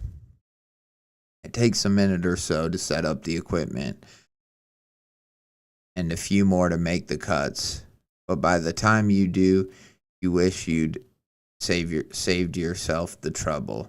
The kid's body looks more like something you'd see wrapped in plastic, stamped with a past due expiration date, and shoved in a supermarket freezer.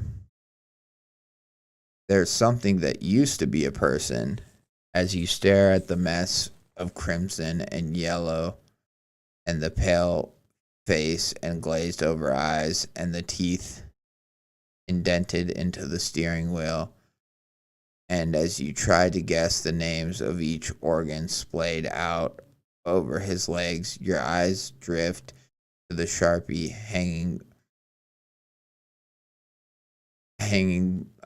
between his limp fingers and the message on the dashboard. Say hi to Mr. Americana. And that refrain has been repeated throughout the story now. We don't quite know what it means other than these really horrifying, fucked up, mean, all the above things are happening, and this refrain gets repeated, right? We don't quite fully know what it means, but we know that it's going to be there, you know. It's almost like it's like a way of, and this guy wrote it as he was dying, so the kind of the implication is that, like, this image that we're seeing, like, this is what Mr. Americana wants, or this is like, you know, this is Mr. Americana, you know. It's interesting. It's a fun refrain.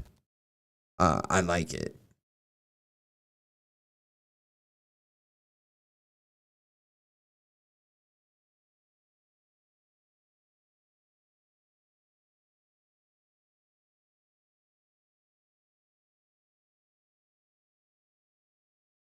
You stand at the counter and ring the bell again and again as the concierge of the Motel 6 pretends that sitting at the computer in the next room over means that you can't see her and she can't see you.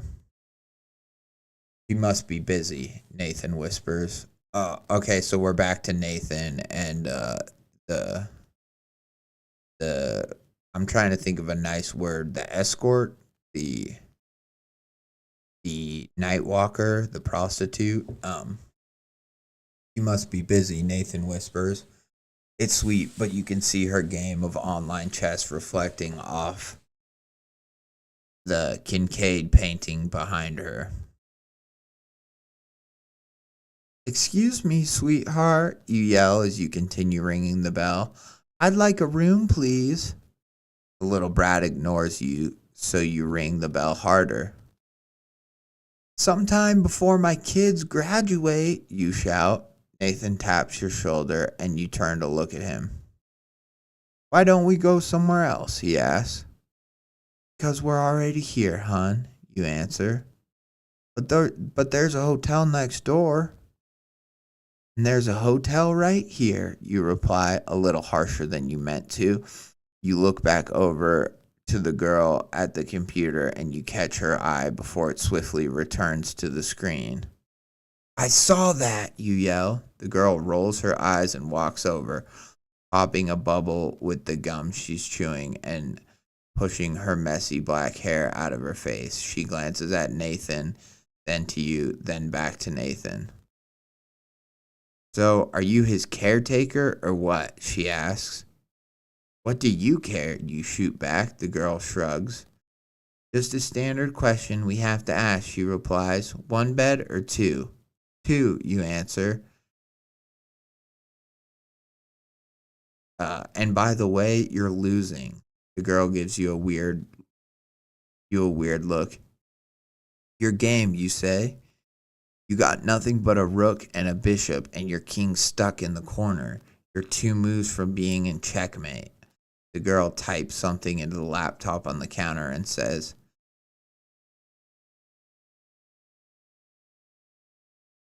the girl types something into the laptop on the counter and says, that's just your angle. 7163, please. Nathan hands over 420s and his ID as you give the girl your expired driver's license. She passes both IDs back, and as she hands you your key card, she says, Room 117, don't have too much fun. You catch her Okay. So that part ends. We have a line break here, I think. You catch her crazy eyes in the hall at school, staring at you like she wants to cut you open and live inside you. You catch her eyes in other places too. The track field bleachers, around the corner of the boys' locker room, outside the pizza place you deliver for, waiting in her car with a cigarette, wrapped up in her black hoodie. You don't know much about her. She doesn't talk to anyone, not even you. She doesn't go to parties. She attends chess club once a week, but that's it. No, she never talks to you, but her eyes tell you the whole story. See, everything she does, every waking thought, every dream she has is about you. You are her full-time job, and you've never even met her. Her name is Riley. You have this ex, this cheerleader you were with back in junior year. You used to take her to the Motel 6 to get high and lucky. But the last time you stayed there, you woke up to her screaming that someone had slashed the tires of her Jeep. A week later, Riley started working as the concierge. Oh, so Riley, interesting.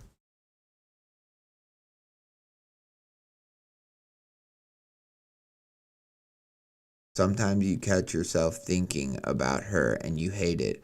Those crazy eyes bore so deep into the back of your skull that now you see them in your mind, hiding behind the mess.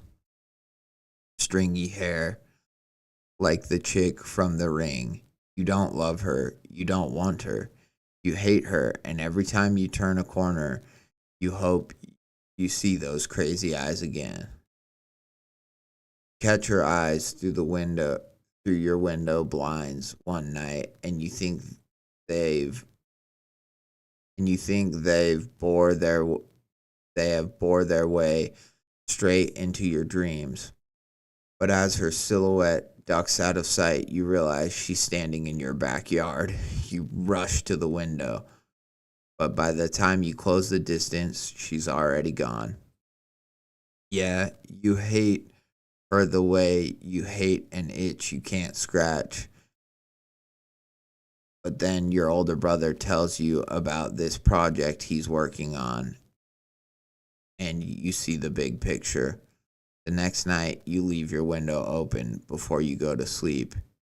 You wake up in the dark, and there's an arm wrapped around you, a body pressed tightly against your back, shaky, warm breath blowing against the back of your head. She whispers that she loves you, that she can't live without you, that she thinks of blowing her brains out every time you look away, and you try your hardest not to give away the fact that you're awake. When you open your eyes the next morning, she's gone. You'd think you'd dreamt it all had she not left the smell of old cigarettes on your sheets and shut the window behind her. She left a letter too, just beside your pillow. You're so cute when you pretend you're sleeping.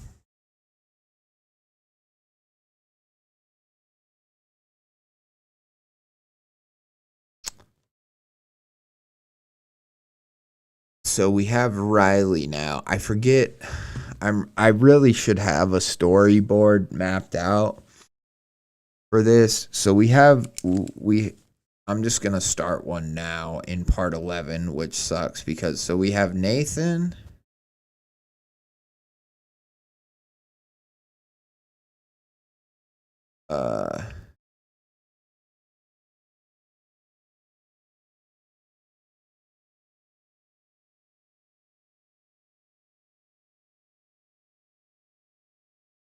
And the prostitute.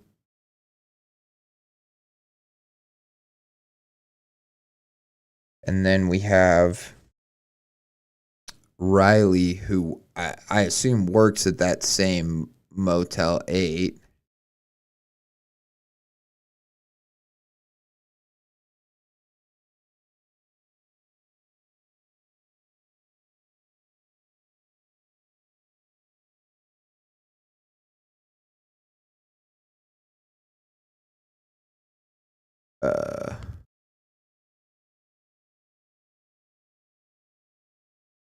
And then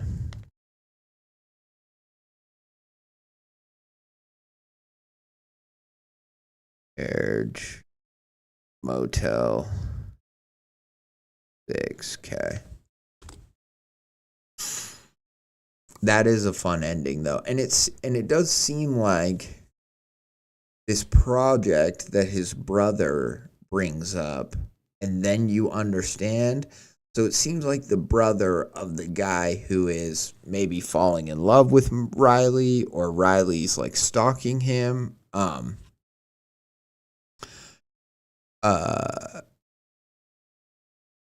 think he might be the producer of the TV show. I think this is just a guess, but the TV show where the woman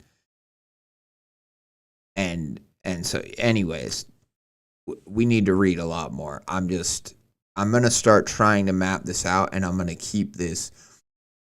Once I get a more fleshed out group of characters, I'm going to maybe keep this like scratch paper, so that hopefully I can kind of at least remember where the characters' names and how they intersect with other characters.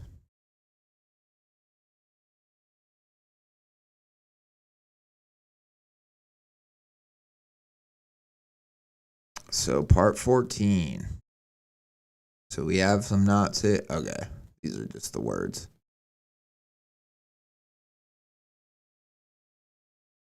Why do you think he's famous? Uncle David asks.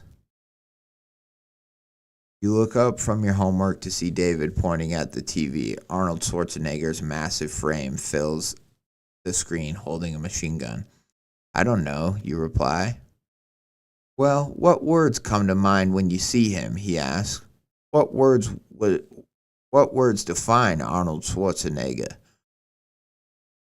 You think for a moment. Strong, you reply. That's one, he says. He's a bodybuilder, won some competitions, but you can find strong guys like that working on farms and construction sites all over the world. What else? You shrug. He's brave. Brave, that's a good one, David says. Why do you say he's brave? He saved his daughter, you reply, and he almost died. I thought that was John Matrix. Yeah, but Arnold Schwarzenegger plays John Matrix, you say. So does that mean Arnold Schwarzenegger is brave? He asks. You shrug again. You call him Uncle David, but he's not really your uncle. Your dad said that he's his agent, and when you were a little kid, you thought that meant he was a secret agent like James Bond. But now that you're 9, you know it just means he works with your dad at his TV job. David flips the channel to the Oprah Winfrey Show. What about her? David asks. Why is she famous? She gives to charity, you say. She gave all those cars away. Oh yeah, the Pontiacs, he says. So you'd say she's generous? Yeah. What sounds like a lot of money to you? $1,000, you answer. Uncle David chuckles. Okay, so let's say you got $1,000 for Christmas. Just 10 Benjamin Franklins right in your hand. Your buddy, on the other hand, has shitty parents, and they didn't give him anything for Christmas. How much would you give your buddy? I'd give him half of it. $500, he replies. That's pretty generous. Do you know how much all those cars cost? No. Just about $8 million. Oprah at the time was worth just over $1 billion. What's half of $1 billion? 50 million? 500 million, David corrects. That means that if you were in Oprah's place, you would have given your buddy $500 million. And if Oprah only had 1,000, she'd give him 80 cents. That doesn't mean she's not generous, you argue. She didn't have to spend anything. You're right, she didn't have to spend anything. Pontiac donated the cars to her show and got a write-off on their taxes. Oprah made a profit off the viewership, and the viewers all had to pay up to $7,000 in taxes for those cars. So Oprah is bad, you ask? No, not at all. I'm saying she's smart, he replies. Would you rather be Oprah or the guy spending $7,000 on taxes on a car he can't afford? Oprah, you reply. Good answer. Uncle David pulls a white baggie out of his suit pocket and asks, do you know what cocaine is, Evan? Okay, Uncle David and Evan. Because this was the uncle that he called, right? Is Evan the producer of the show? I'm pretty sure. I need a Wendigoon style whiteboard, honestly, for this story. Because I feel like this Uncle David is the same guy who was like, let me tell you the story about the fucking what's gonna happen, see?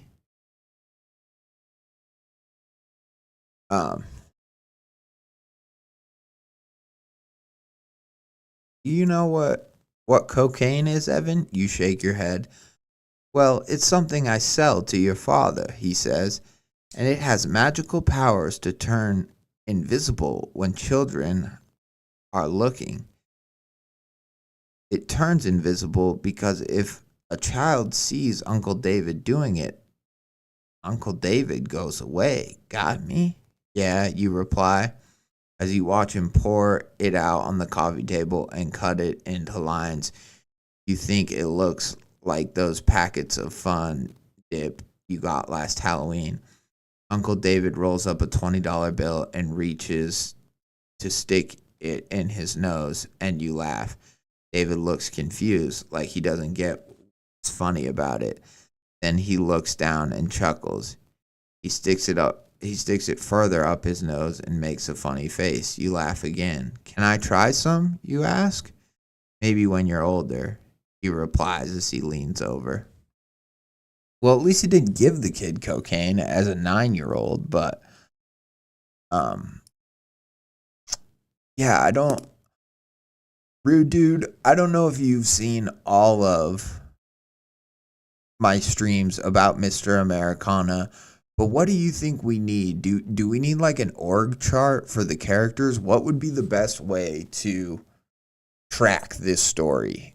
And I know we have Harvey here, but I'm trying not to cheat too much and just like be like, who is this? Who is it? You know what I mean? And it doesn't help that I've taken 2 weeks off before reading this next part. But anyways, we'll just keep powering through and we'll make the connections when we make them. But I just kind of wanted to ask people's opinion. Because yeah, I don't know what people do, or what like Wendigoon does, or just what people do like when they track these kind of like complex multi-part stories like this, your head shoots up like you're a crash dummy in a car accident as the coke you snorted out of a stripper's cleavage burns its way through all your inhibitions. David stands across from you, stomping his foot as he massages the bridge of his nose.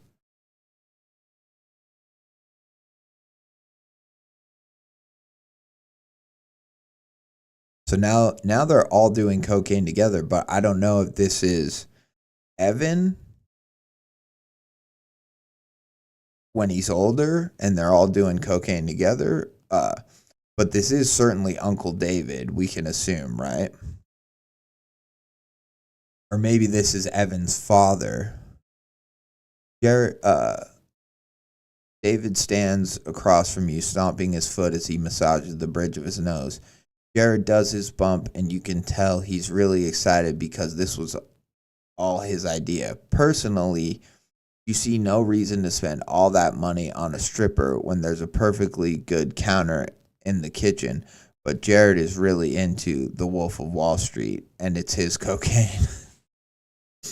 You look down at the topless girl on the table with the coke spread out between her boobs, and the only thing you can think to ask is, so how'd you get in this line of work? She rolls her eyes, so you shrug and do another line. See, you've got it all figured out now. You realize after all the years you spent trying to crawl out of the commercial game and find someone who would take you seriously as an artist,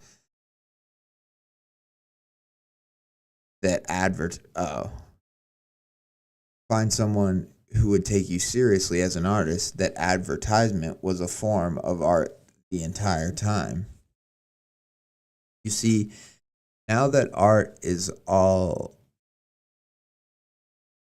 you see now that the art is all in making the closest thing to porn you can air on primetime TV without anyone noticing.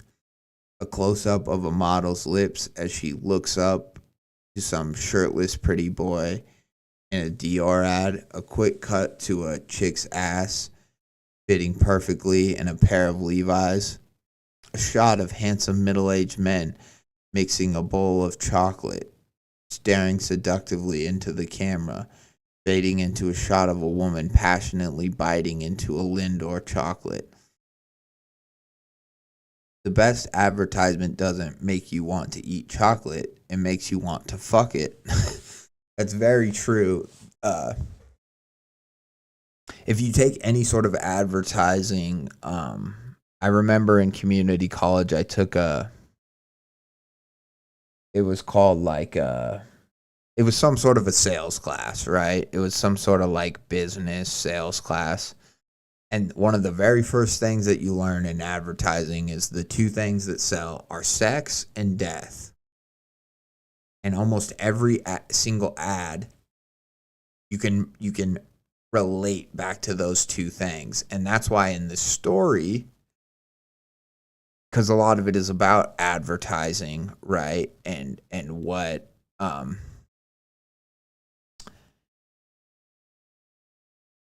entertains and things like that. And that's why we're seeing a lot of gruesome shit and a lot of like funny or sexually related things, you know, like the prostitute and the whatever. And I'm not saying that the story is totally only going to talk about those two things. I think it'll have other themes as well, but I think that yeah, if you boil down advertising, it boils down to those two things. But then you go to art, and let's forget that we even know what advertising means for a second, and then we think about art. And what does a lot of art break down to? Yes, it's about love, and it could be about, you know, friendship and other things too. But in some ways, all of those relate to just both sex and death at the same time. So, it's very interesting, you know. And some people even argue that sex and death are one and the same, because they argue that the whole need to procreate, or the whole need to have sex, whether or not you're like, you know, having sex to procreate, or whether it's all about creating a respite from death, an illusion that death isn't imminent. You know, it's all about like, oh, well, you know, I can live on through my offspring, or oh, well, this moment of bliss is so magical that I can forget that, you know, I'm going to die, or that anyone's going to die. And so yeah, it's kind of a fun like litmus test to just think about art that way sometimes. Just think about like any piece of media, whether it's like Mad Max Fury Road, or whether it's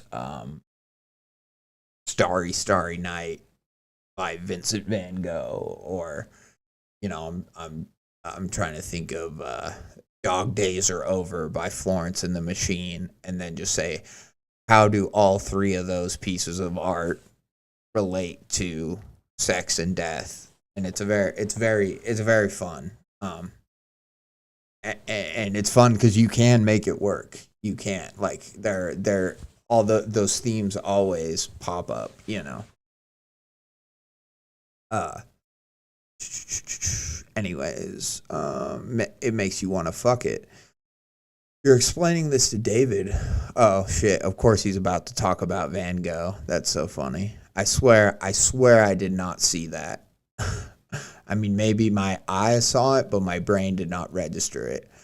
You're explaining this to David when suddenly you're floating on your back in an inflatable donut, watching the night sky spin circles like a Van Gogh painting, and trying not to puke into Jared's pool.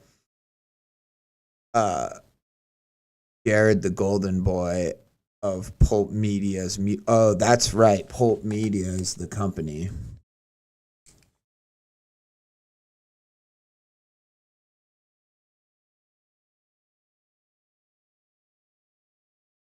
Jared, the golden boy of Pulp Media's music division. Jared, who directs music videos for rappers and pop stars that air on TV day in and day out. Jared, who sells high quality coke and blasts the low quality porn on his TV every time you come over. Yeah, that's so funny. Jared's job involves a lot of flying from city to city, meeting musicians, choreographers,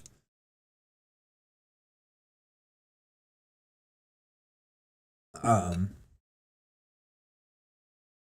TV producers, directors, selling them coke and saving their numbers.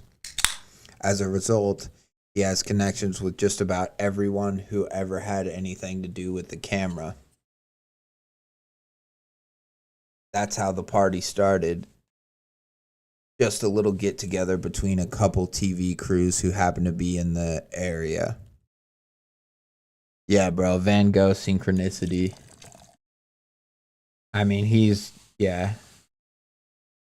I mean, I love Starry Night. I know I've talked about it before, but I have a little like I forget what it's like beads, colorful beads. My girl or my fiance made me like it's a little thing. It's on my wall, and then I also have like a picture of Rick. It's Rick and Morty, which Rick and Morty's a cool show, but we're staring up at a Vincent Van Gogh sky, and it's printed on like dictionary paper. It's these cool kind of things of art. I have a few of them, like an Edgar Allan Poe one too and stuff. But yeah, Starry Night. I can always look at that painting. If ever anyone just wants to like, you know, tickle my fancy from like a visual art perspective, just show me like Van Gogh esque stuff, and I'm always like, oh, I love it. I love it.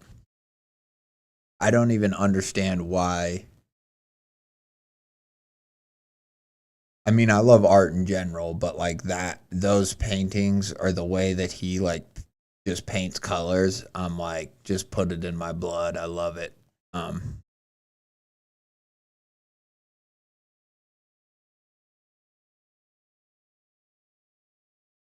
that's how the party started. Just a little get together between a couple TV crews who happen to be in the area. Jared made a couple calls, mentioned how this new shit he bought kicks like a mule, and gave them a time. It could have been a fun night, but of course he had to say the magic words +1, and now there's a used condom floating in the pool. You see you see Jared by the edge of the pool snaking his way through the coagulation of guys with spray tans and chicks in bikinis. He's holding a pair of scissors, and you realize he's making a beeline for his ex, Jessica. She doesn't even realize he's behind her until he's snipping the backstrap of her bra and shoving her. She shrieks as she hits the water. Before you know what's happening, you're back in the living room with a 20 up your nose and your face between the stripper's sweaty boobs. Just give me another hour, Jared says, pleading with the girl on the table. I'll pay you double. Fine, she replies. But let me get a bump. No one shared with me all night. Yeah, he says, but only if you snorted off my dick. The two of them argue over whether he should pay her for letting him stick his dick in her face or if she should pay him for the coke as Uncle David leans over for another bump. He goes down slow but comes up fast, and now there's a dribble of blood leaking from his nose and dripping on his collar. Did you hear Bernie died last night? David asks. Bernie Alec? Yeah, his heart got vengeance for his nose. Fucking blew up in his chest, dropped dead right in the middle of a board meeting. That's why you can't That's why you can't be like one of these druggy pieces of shit, he says, gesturing to Jared and the stripper. Everything in moderation, you know? You think of Bernie, the pulp media producer, Bernie, who made the company millions off the Ram family. Bernie, who did coke with you every other week. Bernie, who you owe for a loan he gave you when you went bankrupt last year. So who's going to get his assets? You ask to take your turn. Huh? A woman replies in a southern accent.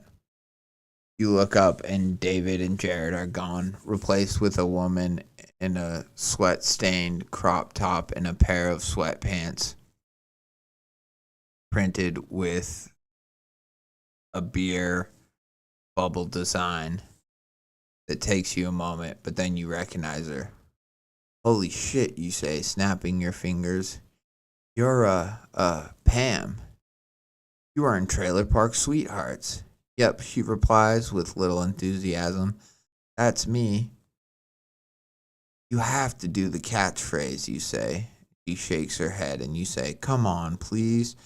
She rolls her eyes, does another bump off the stripper and says, I'm as sweet as pumpkin pie. She rubs her nose and asks, haven't we met before? What do you mean? What do you mean? At the last party. You were pitching me a show with Daniel Bram or something, she says. Don't tell me your name. Is it Bernie? And before you realize it, God unfurls a golden escalator to a future you can only grasp. You can only grasp if in this very moment you lie through your teeth. Burrow, you reply, Evan Burrow. You blink and you're outside again. Your fist connects with Jared's cheek, sending him doubling backwards into the pool. You turn to run, and in 3 steps you're on the subway, watching the amber tunnel lights flicker through the windows. Uncle David's head swings up from the dinner table. God damn, he mutters to himself, holding his nose. He flips the channel again, and now you're watching a documentary about Charles Manson. Why do you think he's famous? He asks. That's such a good end to that story. I love it. So yeah, Evan is the exec, right? Evan, and his name is Evan Burrow. I think that is his real name. It said he was lying, but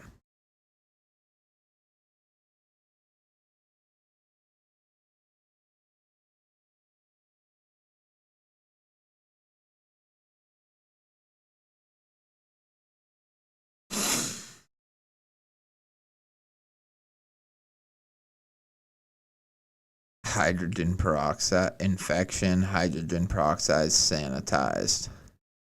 I'm not going to click on it because I promised, but, you know, it does have me intrigued all the same.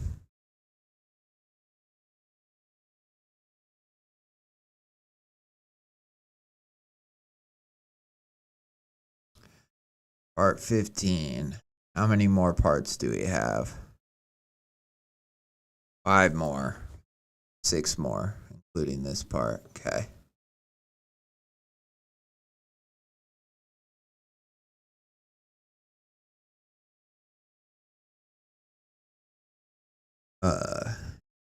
You've got ready.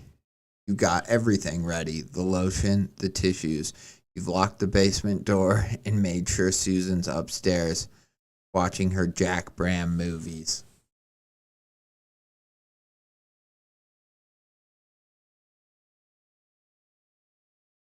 You don't know which one you hate more, your wife or the actor she wants to fuck.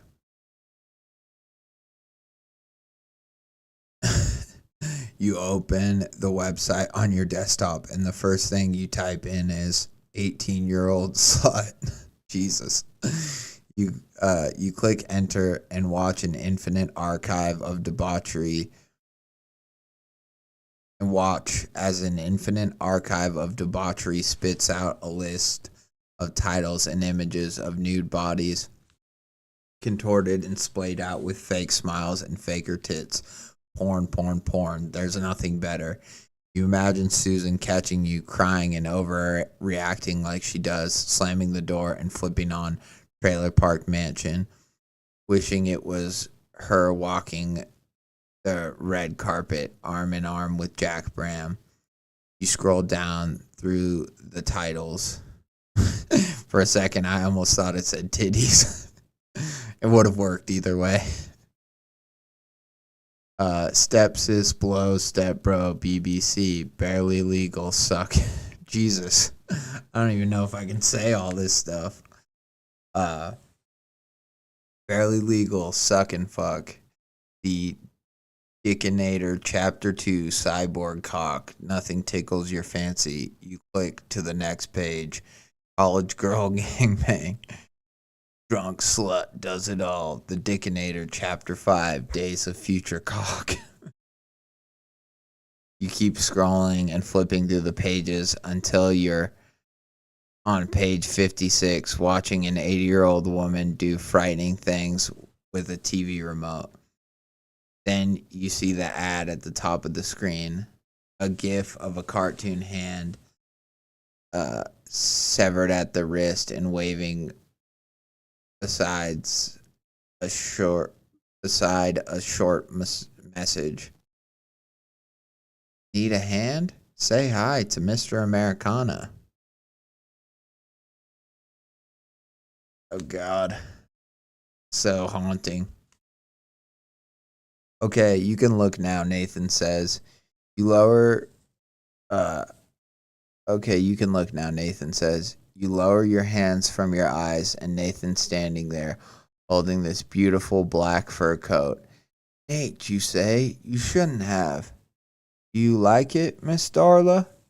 The question breaks your heart because you know you can't wear it. You would draw too much attention from cops, scare away clients, and yet, of all the panties and hoop earrings guys have bought you over the years, Nathan's the only one who found something you'd actually wear. Like it, you say, gently grabbing the coat from his hands. You're careful not to brush his hand with yours because you know Nathan doesn't like to be touched. I love it. Slip your arms through the sleeves and wrap the fur around you. You look in the motel mirror and it's perfect. Nathan stands behind you, beaming with pride that he made you happy. Oh, Nathan, you say, you're too good for this city. That's a sweet, touching moment, isn't it? In a story where everything, I mean, it's sad in its own ways, but it's also beautiful. And that's where I think a lot of this story gets its kind of hauntingness. It's not just the fucked up things after fucked up things, but it's also that there can be subtle beauty in some of the fucked up things, you know, or there can be like moments of sincerity, and it makes it all that much more just true and heartbreaking, you know what I mean?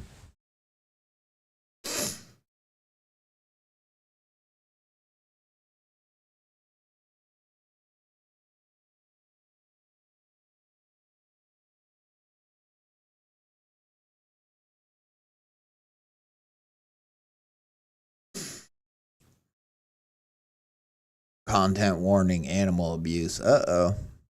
The process goes like this.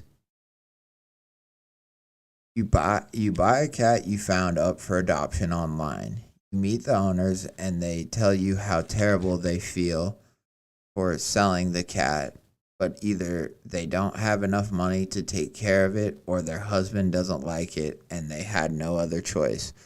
You tell them the cat's in good hands and you say the cat's in good hands and let the kid say goodbye. Then you drive home. This is obviously the cat's gonna get hurt and it's gonna bother me. I'm just warning people right now. You pet it, feed it, then you drive home. You pet it, feed it, buy it a cat tree and a litter box. You let it sleep in your bed, you cuddle with it, do all the normal bullshit you're supposed to do with the cat. The only difference is that you record it. You record all of it. Then, after you get enough footage, you move its litter box to a confined space in your house, preferably in the basement. Stick the cat in the same room and shut the door behind it. From there on, you feed it once every 2 or 3 days, just enough so it starves but doesn't die on you. You give it 3 weeks, maybe a month. By this point, the cat is too weak to walk and can barely see. Oh my god. Fucking, ugh.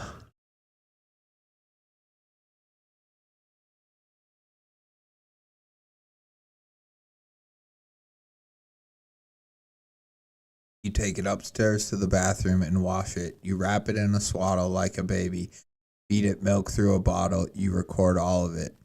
When you're done, you lay it in the back seat and take a drive. You park behind Walmart and carry the cat out to the dumpster. You lay its trembling, withered form out across the trash and pull out your phone to record one last video. Then you're talking to it the way you did when you first bought it, sweetly, quietly. You say, "Oh, poor thing," you say. "Who left you here all alone? You're so skinny."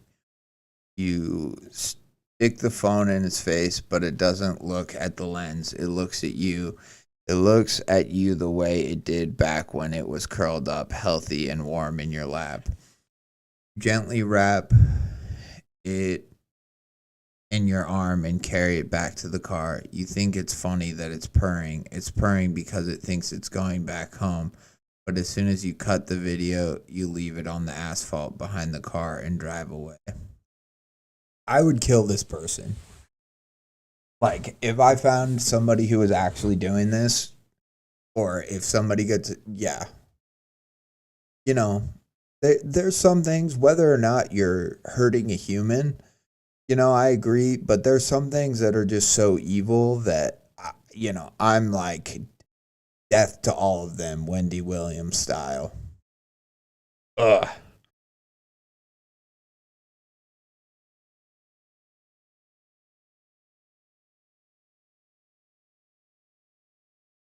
The next step of the process, and the most important, is the edit. You line the videos up on the computer, but you place them out of order. You start with the video of the abandoned, starving cat you found in the dumpster. Then it's you carrying it to the car, you feeding it milk from the bottle, you bathing it. Then the video cuts 2 months later, and there's a cat happy, healthy, brushing between your legs with its tail in the air. You post the video and watch the number of views tick up and up over the next week. Strangers comment and tell you what a hero you are, what a big heart you have, and you try to reply to as many as possible to boost engagement. You don't make too much from the monetization, but you make more than enough to buy another cat. Fucking evil. The Christmas tree, the lights, your wife's homemade spaghetti, and your daughter's smiling face at the end of the dinner table. All of this is for her. Chelsea, your pride and joy. First of your family to make it into a big time university. So now this is Chelsea. This is the girl who's hazing to make it into a big time university. First to try and make something of herself. Chelsea, would you say grace, you ask? Sure, Daddy, she replies as she bows her head. Dear Jesus Christ, thank you for my family and this food. Please keep Dad safe at work. Thank you, God. Amen. Amen, you cheer. Thank you, Chels. As you roll the noodles around your fork, you look over to your wife. She's making the face she makes when she's upset about something. You know that if you ask her about it, she'll act like she doesn't know what you're talking about. But if you don't, she'll be making the face all night. What's wrong, Beth? You ask. She shakes her head and smiles. Nothing. You know I can't read minds, hon. I know, she laughs. Really, I'm happy. She looks over at Chelsea and lays a palm on her cheek. My Chelsea's home, my husband's safe, and my boys are behaving for Santa. You look over to Gabe and Caleb and see them kicking each other under the table. Boys, relax, you say. Or boys, relax, you say. Gabe is starting fifth grade and Caleb is starting fourth, and both of them have been driving you nuts. You love them, but you're worried about what kind of men they'll be. You have this sinking feeling that if and when they graduate high school, they'll be going nowhere fast. They need discipline. And you don't want to say it, but Beth is far too lax on them, especially when she's so tough on Chels. But you smile anyway. Christmas is only 2 weeks away and everyone's together. Moments like this are too scarce to waste with unnecessary tension. So, Chelsea, Beth begins. Tell me about this boy you met. Oh, Robbie? She laughs, running a hand through her bright blonde hair. Yeah, he's great. Yeah, Beth probes. He makes videos, right? Chelsea nods.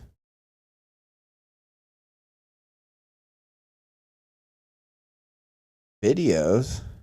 You ask, like a TV show? No, he makes YouTube videos, Chelsea replies, like cat videos. Oh, yeah, that's right, Beth said. He saves cats, Phil. Really, isn't that something? Yeah, he finds abandoned cats in dumpsters and rehabilitates them, Beth adds. They're not always in dumpsters, Mom.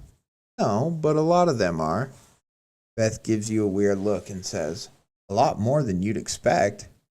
Chelsea smiles awkwardly and glances between the two of you like there's a joke she's not getting. You shrug and say, must be an animal lover. Dinner continues pleasantly enough. You tell some stories about your early days on the force, and Chelsea talks about the new classes she'll be taking next semester. Beth doesn't say much, but you figure it's best not to address it. You finish eating and Chelsea volunteers to wash the dishes. Tell her not to worry about it, so she says she'll head to bed. Give me a hug good night, you reply. She walks around the table and you notice a small red stain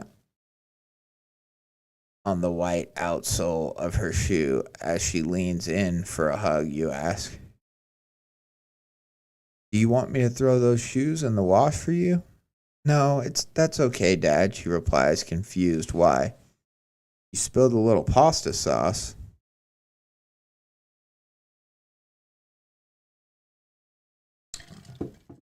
So I think maybe that's blood from the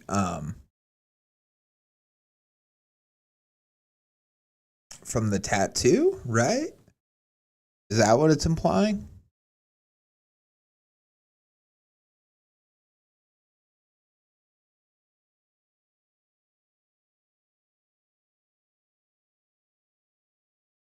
Or is that meant to be implying that she's killing the cats? I don't know. But clearly they're both psychos. Because now we figure out that Robbie and Chelsea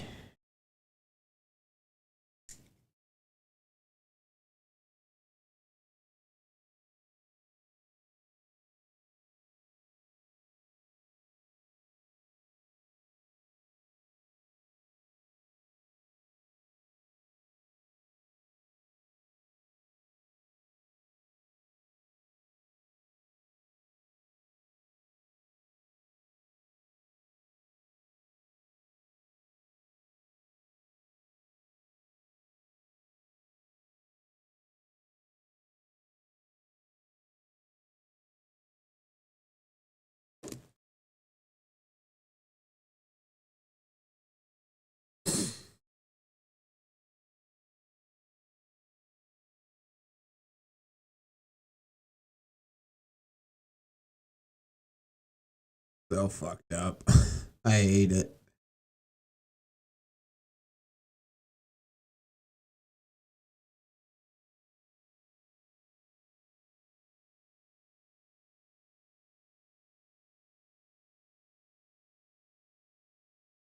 Need a friend?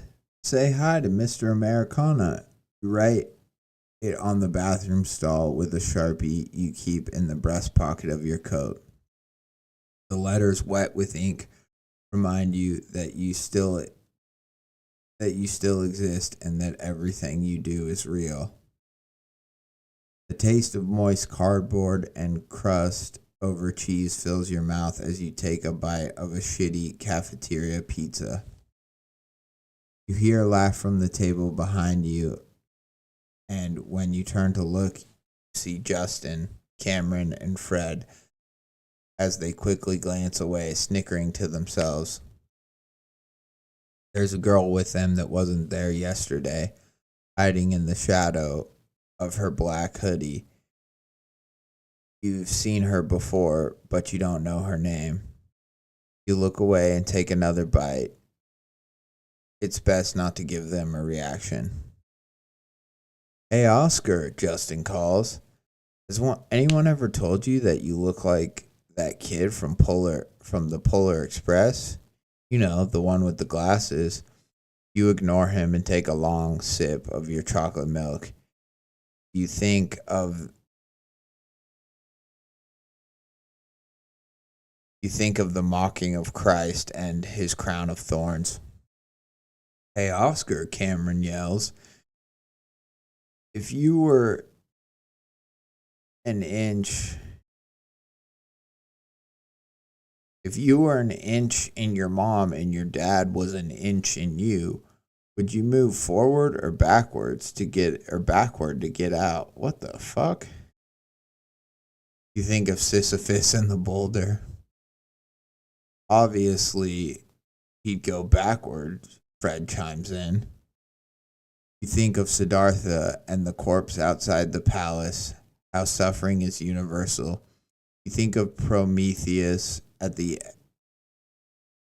eagle and the stuck-up cunts who mocked Van Gogh. Then Justin says, why would he? He's an inch in his mom and his dad's an inch in him. He's got everything he ever wanted. And you scream, would you shut up? Your voice cracks and your cheeks turn red with shame. All of them burns into laughter. Not until you answer the question, Cameron replies. Fine, I'd go forward, you shout, your old stutter coming back. Ooh, Fred yells. He turns the table behind him and says, Oscar just told us he wants to fuck his mom. You can't see the table behind them, but you can hear a girl cackle. You lower your head into your arms, but you can still hear them. The girl in the hoodie says, you're lying. She says, he totally wants to fuck his dad. And you think of the Buddhist mantra you listened. The Buddhist mantra you listened in your social studies presentation. Om Mani Padme Hum. And you think that a crown of thorns is still a crown.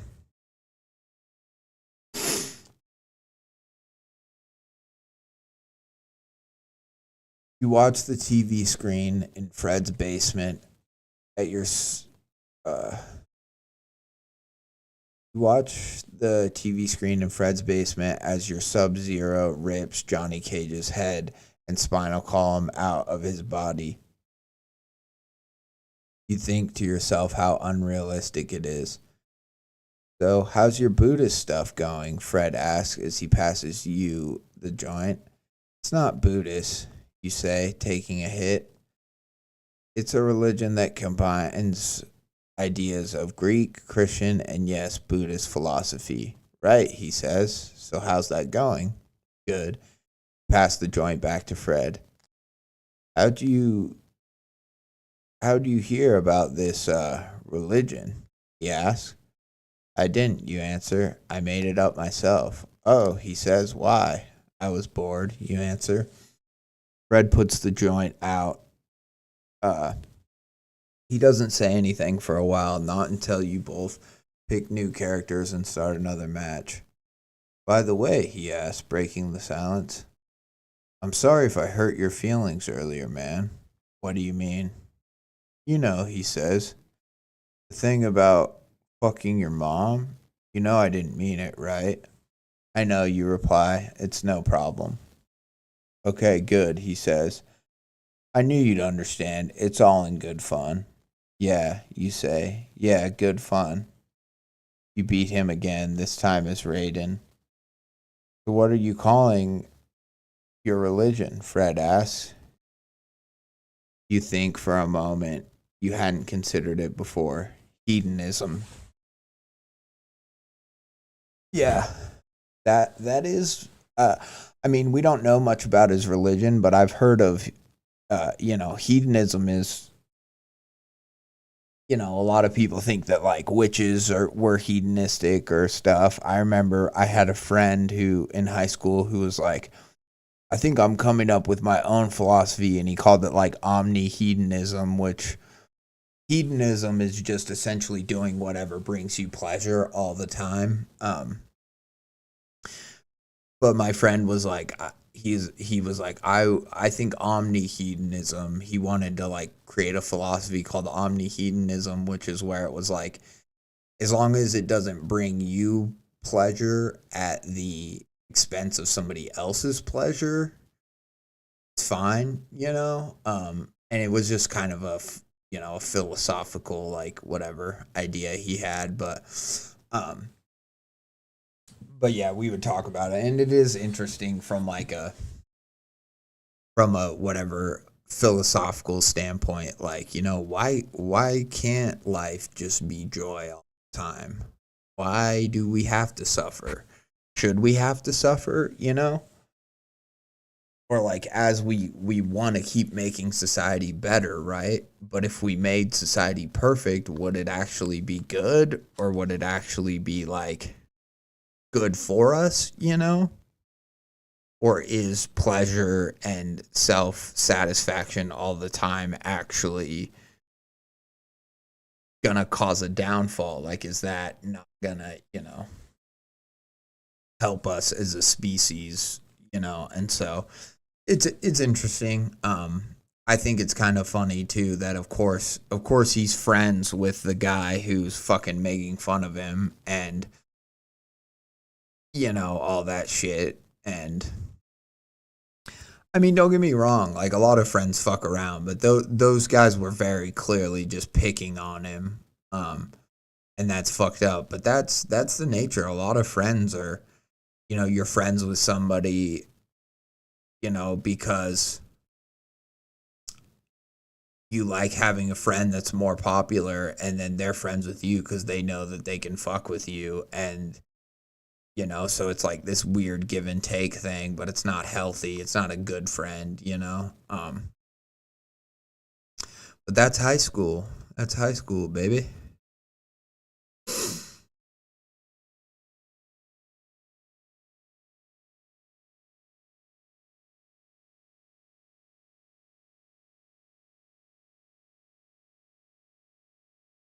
You listen to Nathan snore and check the time on the alarm clock. 11:09 p.m. The second bed is empty. You would have slept in it, but Nathan had been crying last night, so now you're laying beside him with a pillow between you.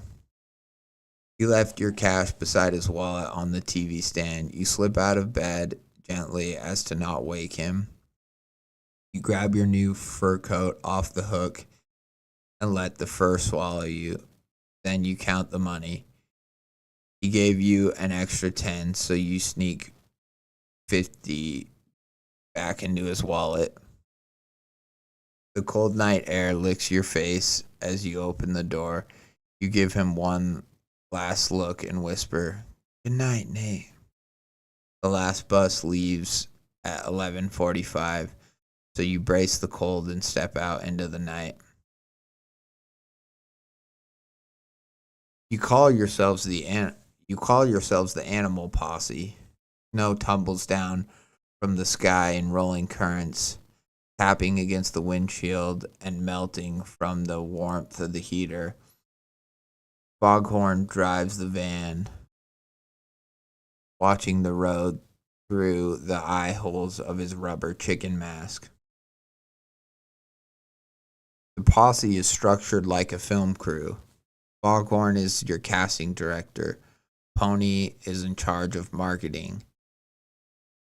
Mean Girl is the host, and you're the choreographer. They call you the president. You wear a Ronald Reagan mask. In the back, shrouded by shadows, sits the director, cameraman, and executive producer of this entire operation, wearing the face of a rubber German shepherd and fiddling with his old VHS camera. You call him Scoob. The van pulls down the street, and up ahead you see the Amtrak viaduct. There's a beat down empty lot to the right of the road, and Foghorn pulls in, parking in the back corner by a dumpster. He flips off the truck and you wait. Mean Girl zips open a duffel bag in the back and starts handing out tools. Pony takes a box cutter. Scoob takes a large wrench. Mean Girl gives you a hammer and keeps a crowbar for herself. Your palms are sweating now, and your foot is tapping like a jackrabbit. There's this excited, nauseous feeling in your gut, and you can't decide whether you like it. And you can't decide whether you like it or not. Typo here, I think. Or that you can't decide whether you like or not. Maybe not. So maybe I'm wrong. It's like the feeling you got when you smoked a cigarette for the last time, or how you imagined it would feel to lose your virginity. You watch the rear view mirror with Foghorn for the next 20 minutes or so. You see some girls, a few druggies, a couple drunks, and you wait for Foghorn's signal, but it doesn't come. Not yet. Then you see her. She's wearing, I'm like, it's going to be the fur coat, and they're like going to kidnap her and fuck with her, and god damn it. She's wearing a black fur coat that's way too big and walking in this strange way, like she's lost or high on something. Foghorn says nothing. He just points at her reflections, and you nod in return. Scoob starts the recording, and the four of you hop out and leave Foghorn in the driver's seat. The woman is looking away, so you shut the door as quietly as possible and try your best not to scuff your feet against the asphalt. She doesn't see you until it's too late. Her eyes widen as she tries to fight back, but there's four of you and 90 pounds of her. She nearly tears off Pony's horse mask in the struggle, but Pony bends her finger back and twists her arm behind her. Mean Girl swings her crowbar into the woman's stomach, sending her kneeling over. She breaks free of Pony's grip and makes it 3 bounds before you catch her and clumsily swing your hammer into the back of her skull. She doubles over and falls flat against the asphalt with a thud. Pony and Mean Girl help you drag her to the van and load her in the back while Scoob films it. Pony grabs a rope and climbs on the woman's back, tying her hands together as Foghorn flips the car back on and peels out. Where are you taking me? The woman mumbles, her words slurred. Foghorn drives 10 minutes out of town and parks beneath the bridge by the river. You ask Pony for her box cutter, and with her and Foghorn's help, you drag the woman out of the van. and put her on her knees. She's sniffling, and you can tell the hammer gave her some kind of brain damage. As rather than begging for her life, she's mumbling about something about about a train she missed. You surround her. Scoob points the camera at her as you press the blade beneath her left ear. Just as she starts to say, "That feels cold," you dig the blade into her neck and yank her head back by her hair. It doesn't go deep enough the first time, so you saw into her throat until the gas reaches ear to ear. Blood leaks out by the leader with a cloud of steam, and her body spasms with the last few beats of her heart, and then she's still.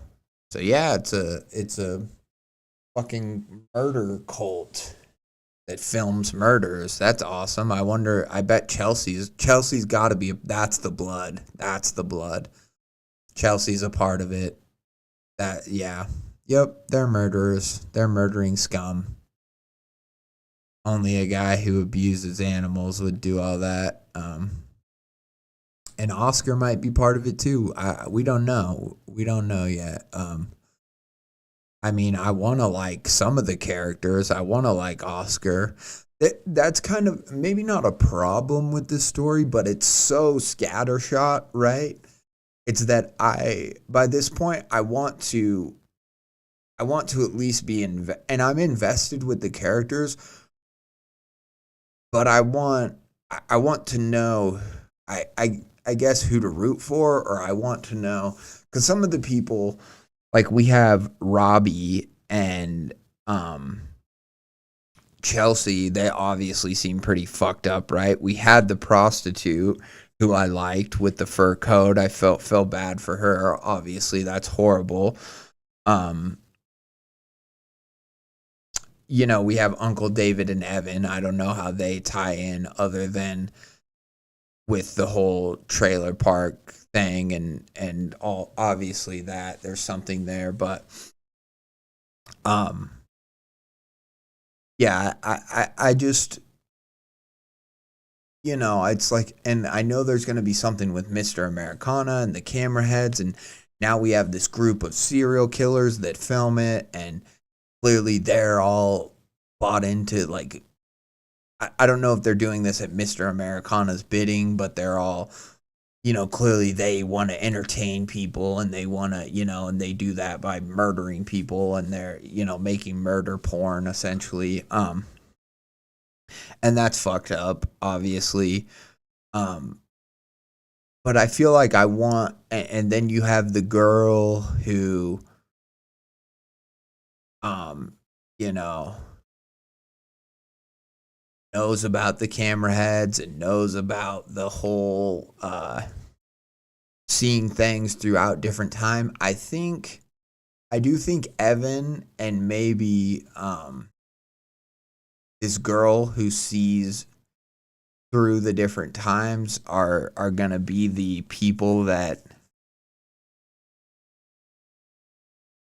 I'm at least gonna root for now, because I hope that they don't turn out to be part of this murder cult with Robbie and Chelsea. But I don't know. All the characters might intersect at some point too. So it's just really, I think that's where I like kind of struggle right now, because the way that this story, I mean, this was a new story as far as we could tell, like the whole different outfits and the Ronald Reagan masks and all that stuff like that. We don't know any of these people, so this could just be a totally new circumstance of people. But the way that story, what seemed like it was going to be just a totally random story, like at first I was thinking, oh, maybe they're filming like porn or something, but no, it's murder. It's, a snuff film. The way that tied in with like the prostitute story, it was very good, and it is like, it's very sad and fucked up, and honestly, I hope they all get their comeuppance, and I hope that Nathan fucking kills them. But who knows? This is a horror story, and this is a horror website, and although a lot of stories just end up fucked up and sad, I do hope that in some of these stories we get some revenge and we get some, like, it doesn't have to be like justice in terms of like vindication or whatever, but like I would love it if like Nathan finds these fucking people and kills them. Like that would be awesome, you know? Something like that, you know. But again, it's just my instincts like for stories and the way that I want them to go are not usually how what is going to make a good horror story for a lot of stuff like this. Like usually I'm like, hopefully this asshole will get their comeuppance, but it's like, no, usually in a horror story, the monster or the bad guy wins. You know, that's what makes it a horror story. But in my opinion, you can still have a horror story in which like there's vengeance, you know.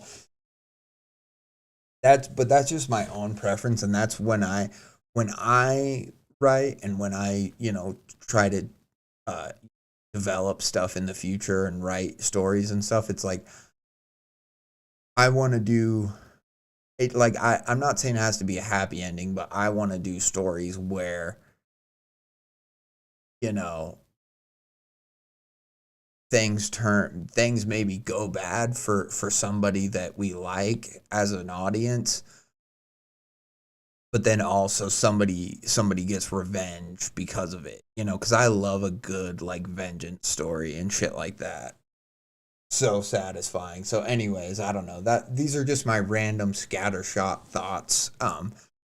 Because yeah, I mean this is fucked up. I mean, we've had some murders and other things happen in the story thus far, but this was like a premeditated killing of a character that we thoroughly enjoy. You know, I thoroughly enjoyed Nathan and the prostitute, and this just makes me sad. So I guess it's the first time in the story where I'm really having like an emotional like fuck, you know. Whereas everything else was just kind of like sex, death, drugs, blah blah. You know, it's just coming at you so fast. Whereas this time I was invested right in their relationship, and I was sad, and I was kind of like, oh, why is she leaving? Like part of me had that thought like, oh, well, she's leaving because she's got to catch her train, you know, she's got kids or whatever. Um, but at the same time, you know, it kind of just makes you want to be like, why don't you just get off the street? You know, even if you don't love Nathan, like Nathan doesn't want to touch you anyways. He's not interested in you in that way. He just wants companionship. Like, couldn't you be his companion? I don't know. Wouldn't that be better than being, you know, than having to walk the streets? But I don't know. You know, everyone's different. People have got their own motivations, their own bars, their own whatever. So it's just fucking sad though. R.I.P. to I guess we'll call her Fur Coat, you know, because I don't think we ever got her name. But poor her and poor Nathan, because you know Nathan's gonna be crushed. He's gonna be fucking. It's a bummer. It really is, you know. I'm surprised I'm this bummed out from a character that we so briefly gotten to know, and you know, such a brief part of the whole, you know, the whole sort of thing, I guess. But it's great. It's just a bummer, you know. It's just one of those things where you're like, fuck, man. All right, part 19. Let's get it. So I think we're back to Evan. You sit next to him in English class and try not to think about how much your uniform itches around the collar. Try not to think about the way your cheeks get hot and flush red when he looks at you. And most of all, you try not to think of the dream you had last night. You never talk to him, but you both are familiar. His father works for your stepdad, and you've seen him plenty of times on different TV sets, sitting in a corner, wrapped up in his phone. Matter of fact, his father was the one who recommended sending you to boarding school last summer. The reason you're sitting here now, ignoring how itchy your neck is and listening to Mr. Gall drone on about the Great Gatsby. Now, here, where Nick Carraway says, I am one of the few honest men I have ever known. Where Nick Carraway says, I am one of the few honest men I have ever known. By show of hands, who can tell me why we know this to be true? A plethora of hands raised, but you hold yours at your sides. Laura, Mr. Gall calls, why didn't you raise your hand? So Laura is the girl that's obsessed with Evan, I believe.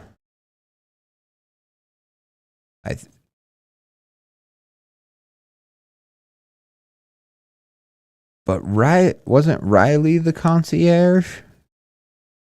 Maybe that wasn't Evan. I don't know. It's so hard to track.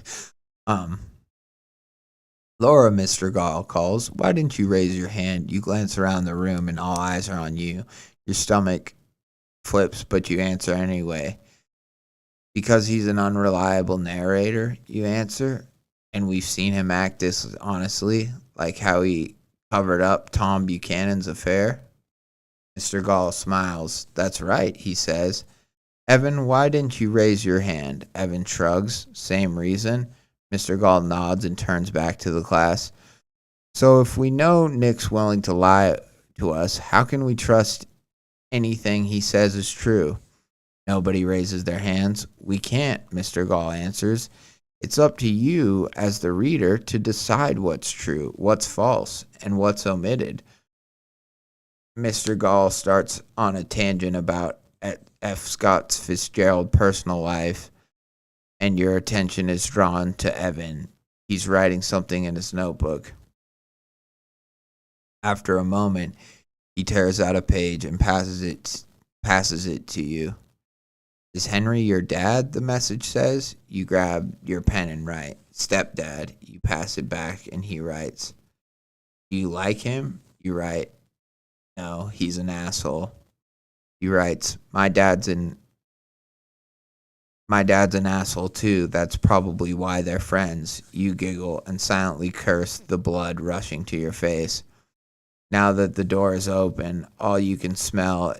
Okay, this is a change. Now that the door is open, all you can smell is the gastrointestinal stench of the beast. Evan, you shriek, run! Evan stops, turns around. Oh, shit. Evan stops and turns around. The camera heads are hardly 5 paces behind him, but we can't see them. Oh, but he can't see them. They stop when he stops, and you know that fate is a tangle of ropes, all knotted in the center, knotted right here in this moment. Lady, quit the screaming, the cabbie shouts, but you ignore him and yell. They're not people, you scream. You have to run. Evan turns back to you, and there's a strange look on his face. He jogs across the street, and the camera heads trail behind him, their heads turning at an angle like curious birds. One has a Sony camcorder and the other a large Canon photo camera. Their lenses turn and adjust in and out. The way they walk is unnatural. They move less like people and more like marionettes or cats stalking a mouse. You move over to the driver's side and Evan climbs in, shutting the door behind him. The camcorder walks up to the car and reaches for the door.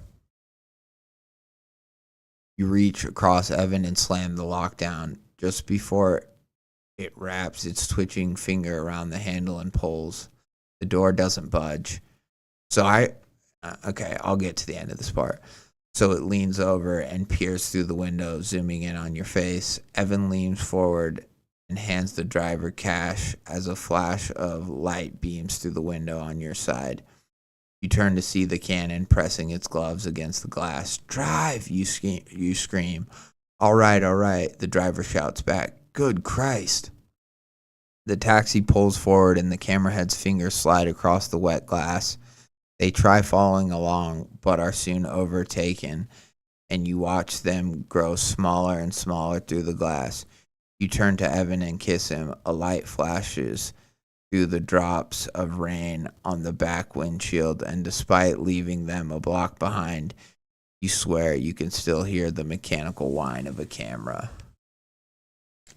So that's Evan in the future. He's like coming out of somewhere, and then I assume maybe this is Laura, is this kind of crazy person who's been running from the camera heads. I think that's right, if I remember right. And this is in the future.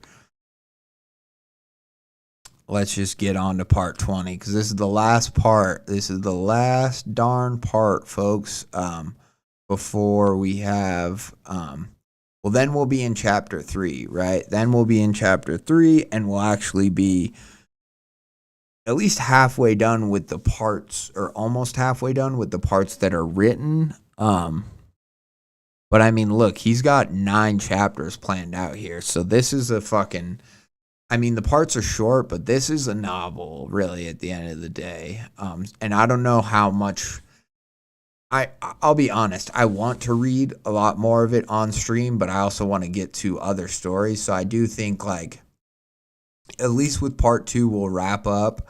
Maybe we'll read some of part 3. I don't know, because if you're still here, Harvey, what did you say? You said like a lot of stuff starts falling into place in like chapters 3 and 4 is maybe what you said. Because I do kind of want to get there to where, because Evan is clearly a bigger character. I think Evan and Laura's relationship is pretty important. And if I recall, like one of the first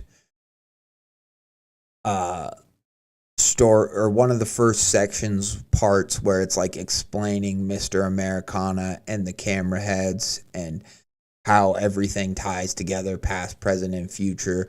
I do believe that is Laura kind of explaining that. So I think Laura, if anyone is our main character, I do think it's Evan and Laura, but I really, you know, don't quote me on that, because obviously there's a lot going on here and I could be totally off. But yeah, let's get into it. Part 20.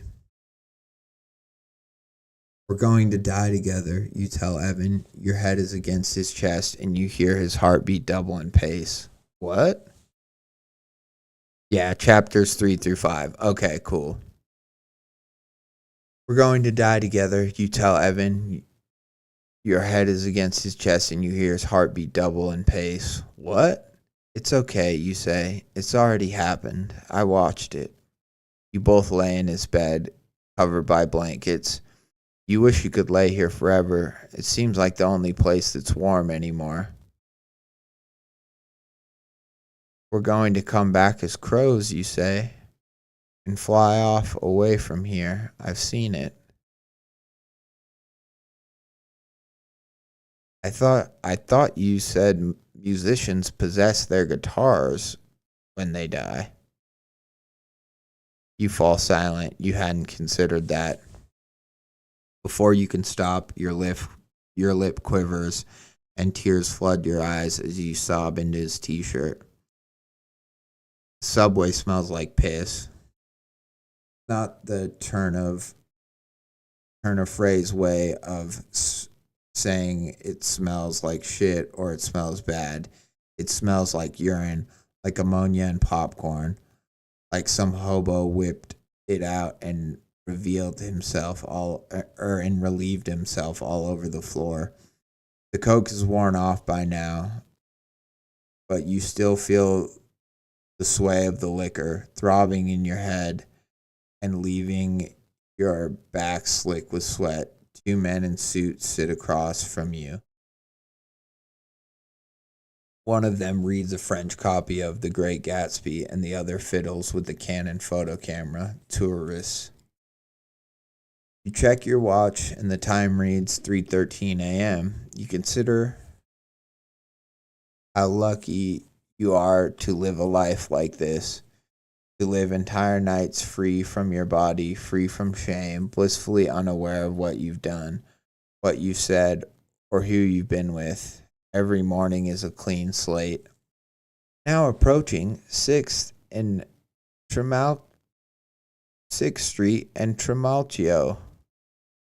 The subway slows to a stop and the doors slide open. Gust of air relieves you from the heat of the car, carrying the scent of ozone. You step out onto the platform and make your way to the station steps where rain pours down from the black heavens. You reach the top and stand there for a moment, letting the rain soak into your hair as you decide whether you want to go home or go out for another beer. Someone calls your name in the street. Your head turns to the sound and you see a black-haired woman in red fleece leaning out the open door of a taxi across the street. She looks familiar, but you can't place her face until she yells, Evan, it's me. Laura? She smiles, and just like that, all the shame you carefully filed into a cabinet and shoved into a corner of your basement comes rushing back. You wish she hadn't seen you like this. You figure she must have gotten better if she made it all this way. You must be disappointed to see that you haven't. You're just another coked up loser standing outside a subway station.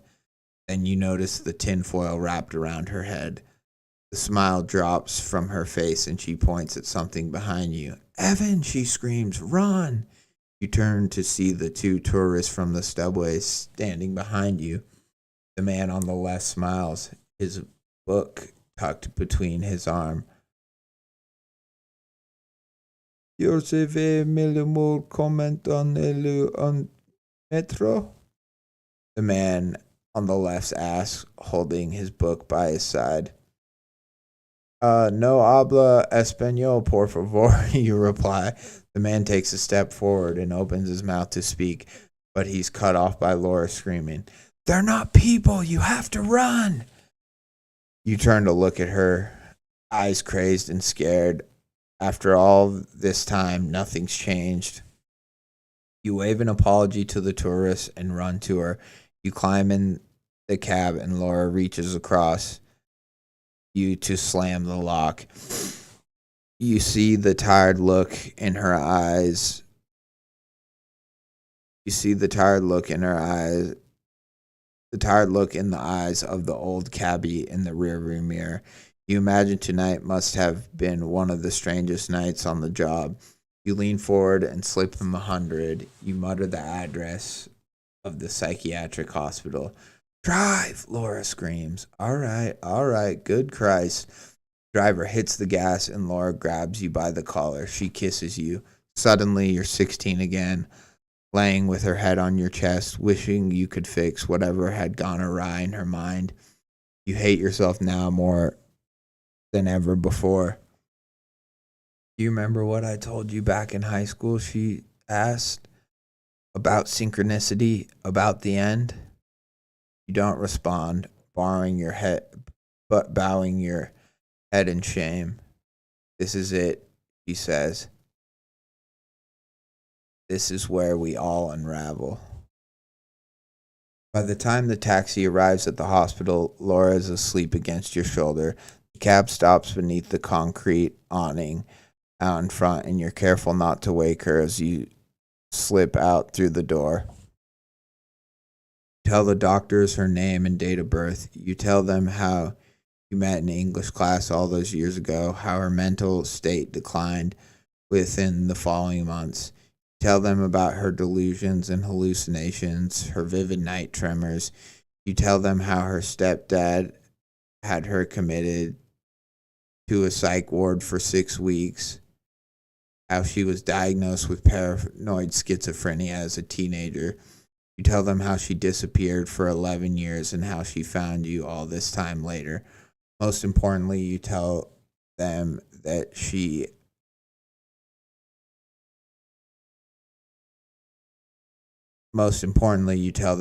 asked to be committed herself and that she is terribly, inconsolably suicidal.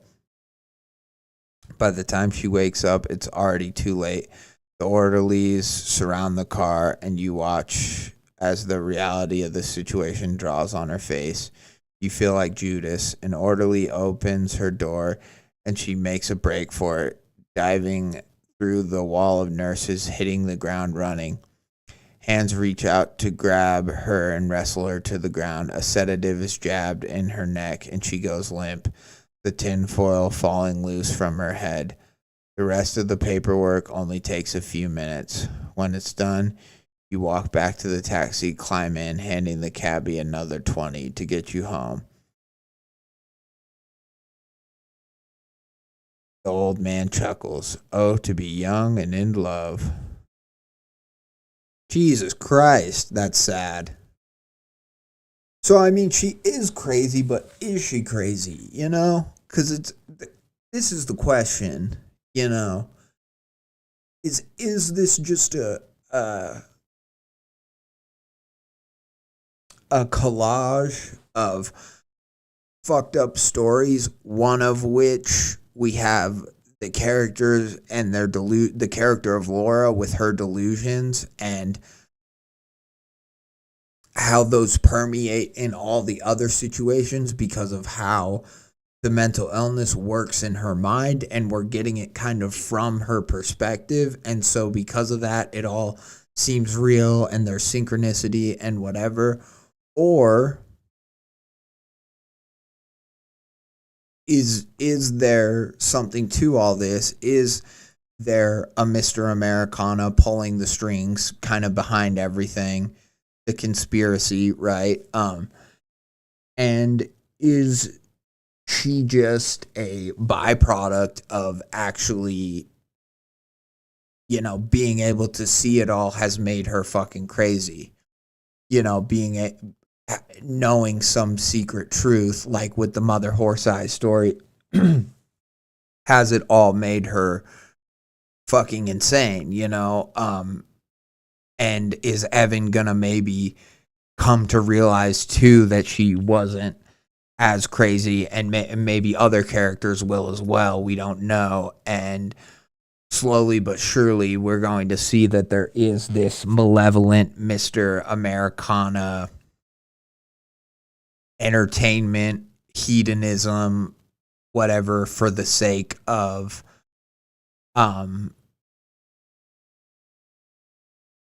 you know, sacrificing dignity and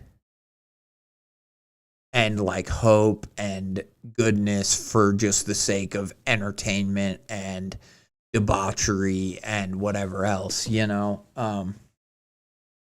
Where's that kind of line, right? I think that's the interesting thing, that what I'm interested in, and I'm also just interested in seeing how more of these stories tie together as it goes on.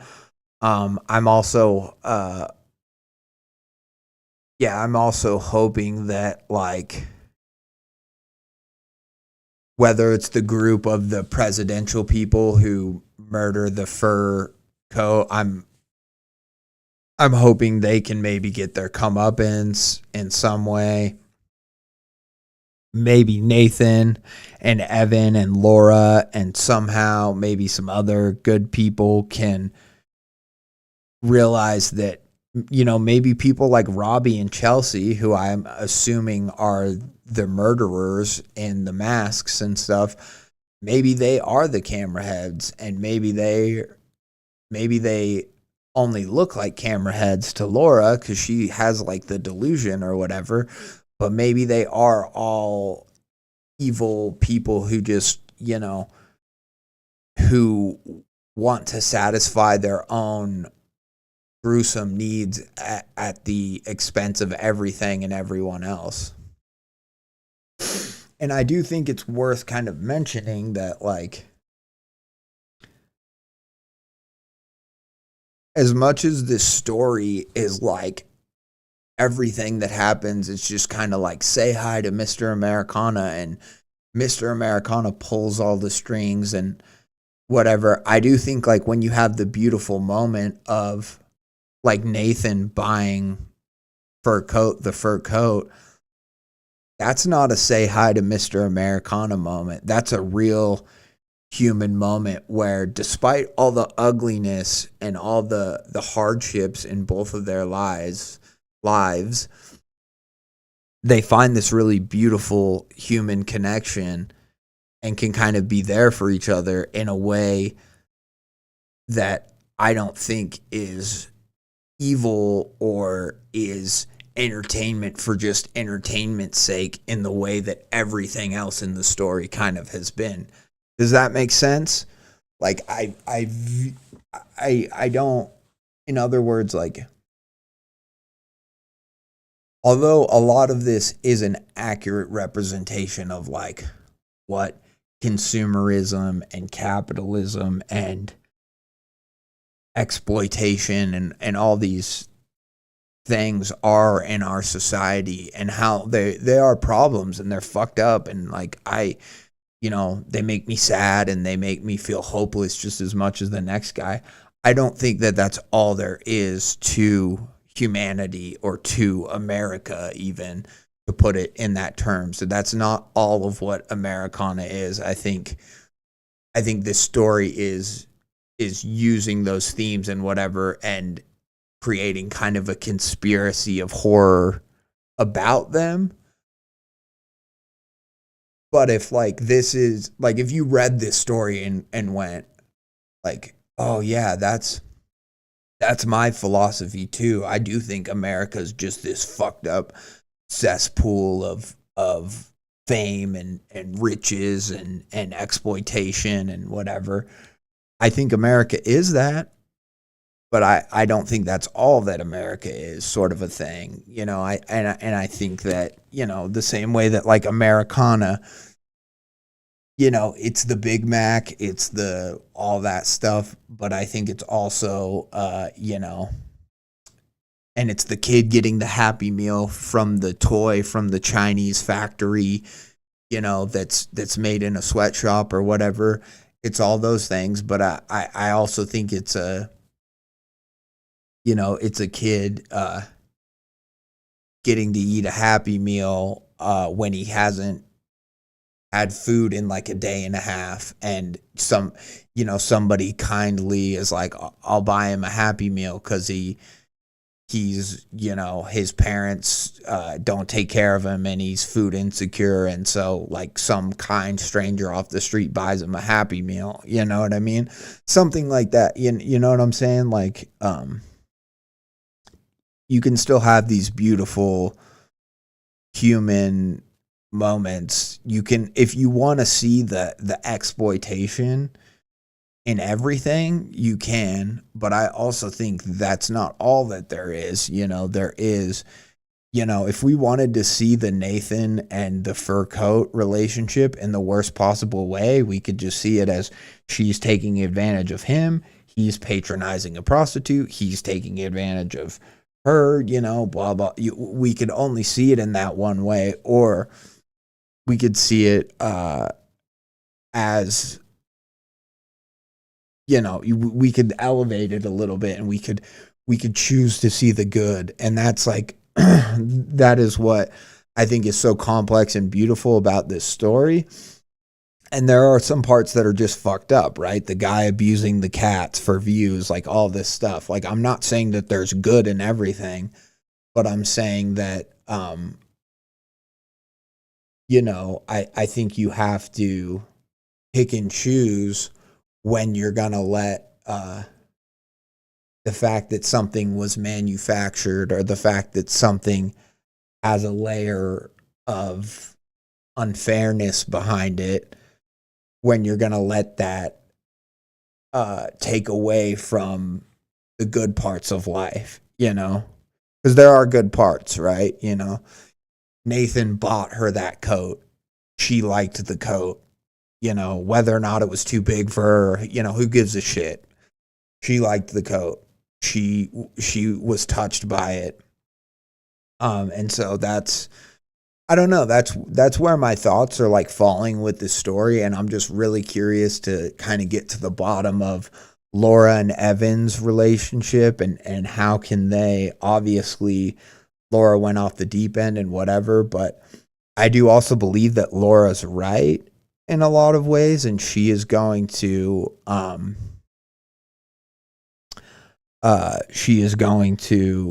be right about them, like whether they die together, or I don't know about that, but I don't think that their story together ends there. I do think that they, whatever, will find their way back to each other, synchronicity, and some way.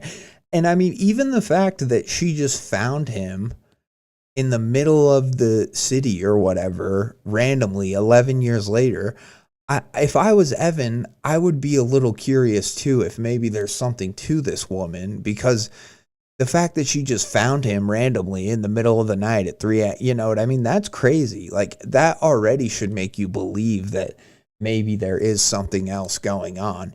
Maybe she's not right about everything, but maybe she's right about something. You know what I mean? So that's where I kind of that's where I kind of am digging my heels in about this story, and about where I hope it's going. I want to know more about Evan and Laura. As far as I can tell, they're not horrible people like a lot of the other things in the story have been so far. I am curious.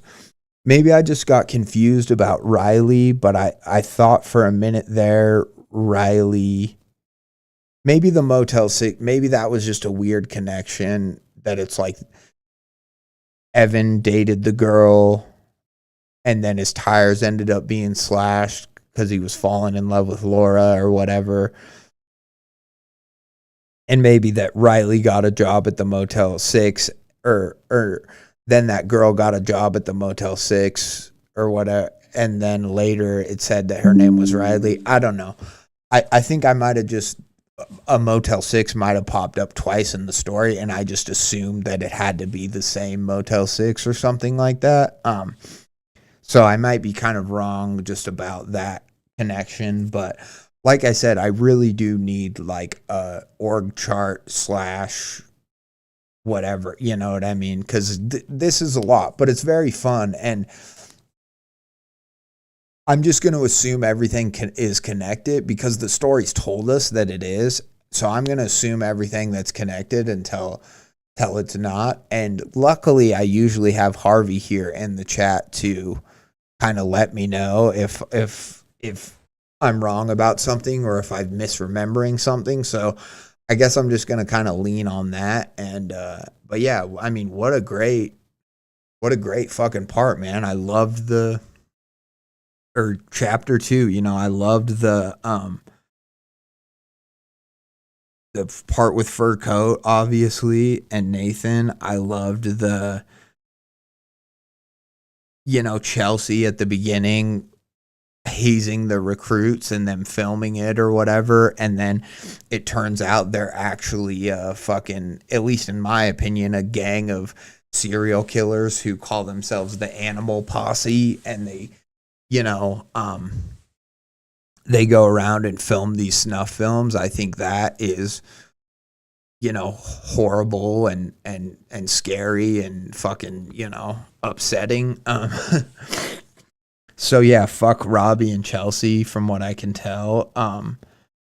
And I am curious. I always love the scenes with Uncle David and fucking Evan, and him talking about doing blow, and why do you think he's famous, and why do you think he's famous, and then at the end, Charles Manson, why do you think he's famous?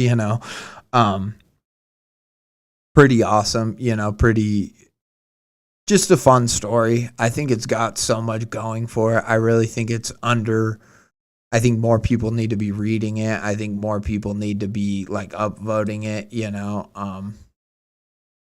If you've watched the stream, if you've watched any parts and you agree with me, please go upvote some parts of the story. Please, like, maybe just share part 1 to a few people and be like, hey, have you checked this out? And just kind of, if people only end up reading a couple parts, fine. You know, I don't expect that everyone's going to read all 50 parts like I am probably going to do. But I do think there's enough in this series to really see that, like, somebody's building something unique here. Harvey, you know, not somebody, Harvey. You know, you're building something unique here, and I think you're taking a lot of, like, the best parts of, like, a Mother Horse Eyes type story, and you're doing it in your own way that's really interesting and really fun. And you know, I love all the drugs and kind of like glitzy advertising elements of it, you know, too. Yeah, of course, man. I appreciate you writing it. I mean, I'm having a blast with it so far. Clearly it's evoking a lot of like deep fundamental philosophies and stuff that I have, and you know, clearly we're on some similar wavelengths in terms of, like, you know, just mentioning Van Gogh and shit like that, to where, and I mean, it's happened before where it was, the story was bringing up Nirvana and all this shit, and then I relate it back to my life. And so I think clearly we have a lot of like similar inspirations and stuff just as people, and so it's been a blast for me. It's, you know, not every story do I feel like this was written for me, but this story I definitely get heavy vibes where I'm like, I'm the target audience for this story. So I'm really happy to be reading it and covering it, and I just want more people to see what I see, because I think it's really fucking cool and good. And I love too, and I love that at the center of this there's like a relationship between Evan and Laura, and Laura has this, you know, schizophrenia, paranoid delusion about all of this, the camera heads and the whatever.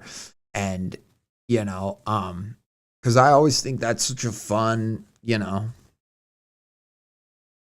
that's such a, like, a fun, human, realistic thing of just like mental illness. And, you know, I think that it's becoming increasingly more relevant as more and more people in this day and age find themselves believing weird conspiracies, or believing, and like I talked about at the beginning of the stream, like before I even read the story, it's like, you know, with the Epstein files and all sorts of shit dropping, it's like we're realizing more and more that, you know, conspiracies, you know, are conspiracies for a reason, and they've got parts of them that are true. And you know, if whatever, if, you know, that can all be true with what Epstein did, then, you know, why can't the camera heads be after us, and why can't they be like perverting our society and making it you know, entertainment at the detriment of, like, you know, goodness or ethics, you know what I mean? Because that's kind of what it seems like Mr. Americana, and, you know, it's consumerism taken to an extreme. It's entertainment, you know, on steroids turned up to 11, to the point where, you know, we'll have a Hunger Games or The Running Man. You know, I just started watching that movie tonight, and it's very the Mr. Americana, the version of society. Although it's very realistic, the version of society we have in this story is very much reminiscent of that type of, you know, let's watch let's watch the dregs of society compete in blood sport for money, you know, Hunger Games, Mr. Beast-esque, whatever shit. It's super cool. It's super interesting. I love it. it's been a blast to read so far. I mean, I just don't get me wrong, the parts are short. I have spent a lot of other multiple streams talking about single stories, but this is probably the longest multi-part that like I've tackled, and probably the most streams devoted to one single story. But yeah, I mean, if people want to keep hearing me talk about it, I'll probably keep reading it, on stream, and I might just read it off stream too. Maybe I'll read it and reread it. Maybe I'll do that, cuz I do think it's something that, you know, um even after all the parts are done, like I'm going to keep reading as new parts come out. So, yeah. I just I'm yeah, I'm blown away. I mean, I love it. I really just want Evan to realize that maybe Laura's not as crazy as he originally thought, and maybe there's some trans-dimensional fuckery going on with some malevolent forces. Pretty cool, pretty fun. I love it. I'm here for it. Give me more. Gimme. Here, I'll do something I forget to tell people to do, which you guys will see me do live too, is writers that you like, follow them on your Reddit accounts. Follow. Reddit is a social media in terms of like, you don't just go there for posts or stories. You can actually follow people, and you can, he's got another black comedy psychological thriller called Bleach and Candy, which Candy is a Heath Ledger movie. I know, because I've seen it, and it's about like a heroin addict guy. Anyways, or isn't that's a song too, right? I think you even used it. Is it Beck? I'm a legend, and my direction. This only is a dream. Yeah. Maybe it's Sex and Candy. I don't know. But anyways, I like that title too. Ongoing series are these, and yeah, he's continuing to make them both. It looks like that's incredible. Bleach and Candy. Yeah, Harvey. Ain't Got a Lick of Sense is maybe just a single part. I would like to maybe tackle something of yours, Harvey, that I could finish in a single sitting. That would be fun, but um I mean, for now we got Mr. Americana, so why the hell not? But yeah, thank you guys for uh stopping by the stream. I am going to rest because I got a pretty packed day today. It's Valentine's Day. We got wedding stuff. I think we're going over to the in-laws' house. So, well, they're not in-laws yet, but they will be. So, yeah, I'm gonna call it. Thank you guys so much for stopping by, Rude Dude, Harvey. You guys are awesome. Show some love to the first author too. Of Cat Eyes. That was cool, and it looks like they're an author that's just starting out. Like only got a few stories that are a few months old, so show them some love too. And yeah, let's just keep supporting each other as creative people. Follow writers that you like. I mean, I love this cover too. This is just sick. Ain't Got a Lick of Sense. You just got style, Harvey. What can I say, dude? I don't. But yeah. Anyways, I look forward to just getting to read more stuff and getting to meet more awesome authors, and talk with you guys. Harvey, I think we're gonna need to get you, if you will call in, if you will jump on a Discord call. I'd love to chat with you. I'd love to pick your brain about this story. Because yeah, I want to, I've talked to quite a few authors, now. And it's not even like it's a straight up interview. It's more like we're just hanging out on stream. And so I'd love to do that with you if you're open to it, message me. But yeah, please, like I said, go support the author of Cat Eyes, right? Yeah, Cat Eyes. Yeah. Support, Harvey here. Support each other, man. Read each other's stories, comment on each other's stories, follow each other's Reddit accounts, follow each other's social media. Because that's how you go from being a lone wolf writer who's you against the world to actually creating a community where we can all support each other and promote each other and help each other get better and help each other make cool shit. I mean, ultimately, at the end of the day, that's what we want to do. That's what I want to do. I just want to make cool shit. If I could get paid for it one day, and if it could be my job, that's great. I obviously want that, but I'm here for love of the game, baby. I am here to read and react to cool shit and hopefully shine a light on some cool shit that otherwise wouldn't get would get passed over. That's why I'm here. And this story, I mean, some of the parts have a few like good amount of upvotes, but it's not like this story, the first few parts had a lot of upvotes and then it just kind of petered off. It's like, no, I feel like a lot of people just haven't read a good chunk of this story to even understand the scope of it and how things are interconnecting.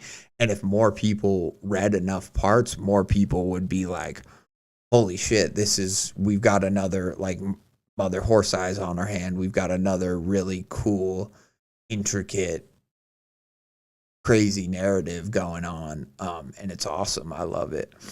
That would be awesome. I just have to set up a Discord account. Yeah. I mean, it's pretty easy. I know it's kind of weird. Some people are a little scared to use Discord or whatever because they hear like horror stories. But my advice is just like if a Discord is weird or, something like that, just leave that Discord. But all the Discords I'm in are really cool. There's the Creepcast Discord's really cool. And yeah, it just makes it easier, especially to like voice chat with people. Because you try to do Zoom and other things, and it's just so hit or miss. But at least the Discord voice call seems to work pretty well, and especially for streamers, Discord is just really, it's really like it's well set up so that you can easily like stream it and stuff. So yeah, I'd love to.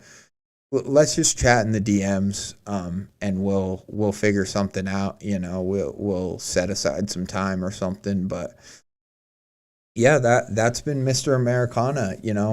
Part 1 through 20. Thank you guys so much. I will be covering this story in the future. I think I'll probably just be doing it in smaller bits and reading other stories as well, so that way I can cover other authors too. But we will, and then it sounds like we'll get to talk to Harvey soon too, which will be really cool. So look forward to that, folks, and thank you. This has been a Red Death Mask stream. Thank you guys so much. I appreciate you. Love you.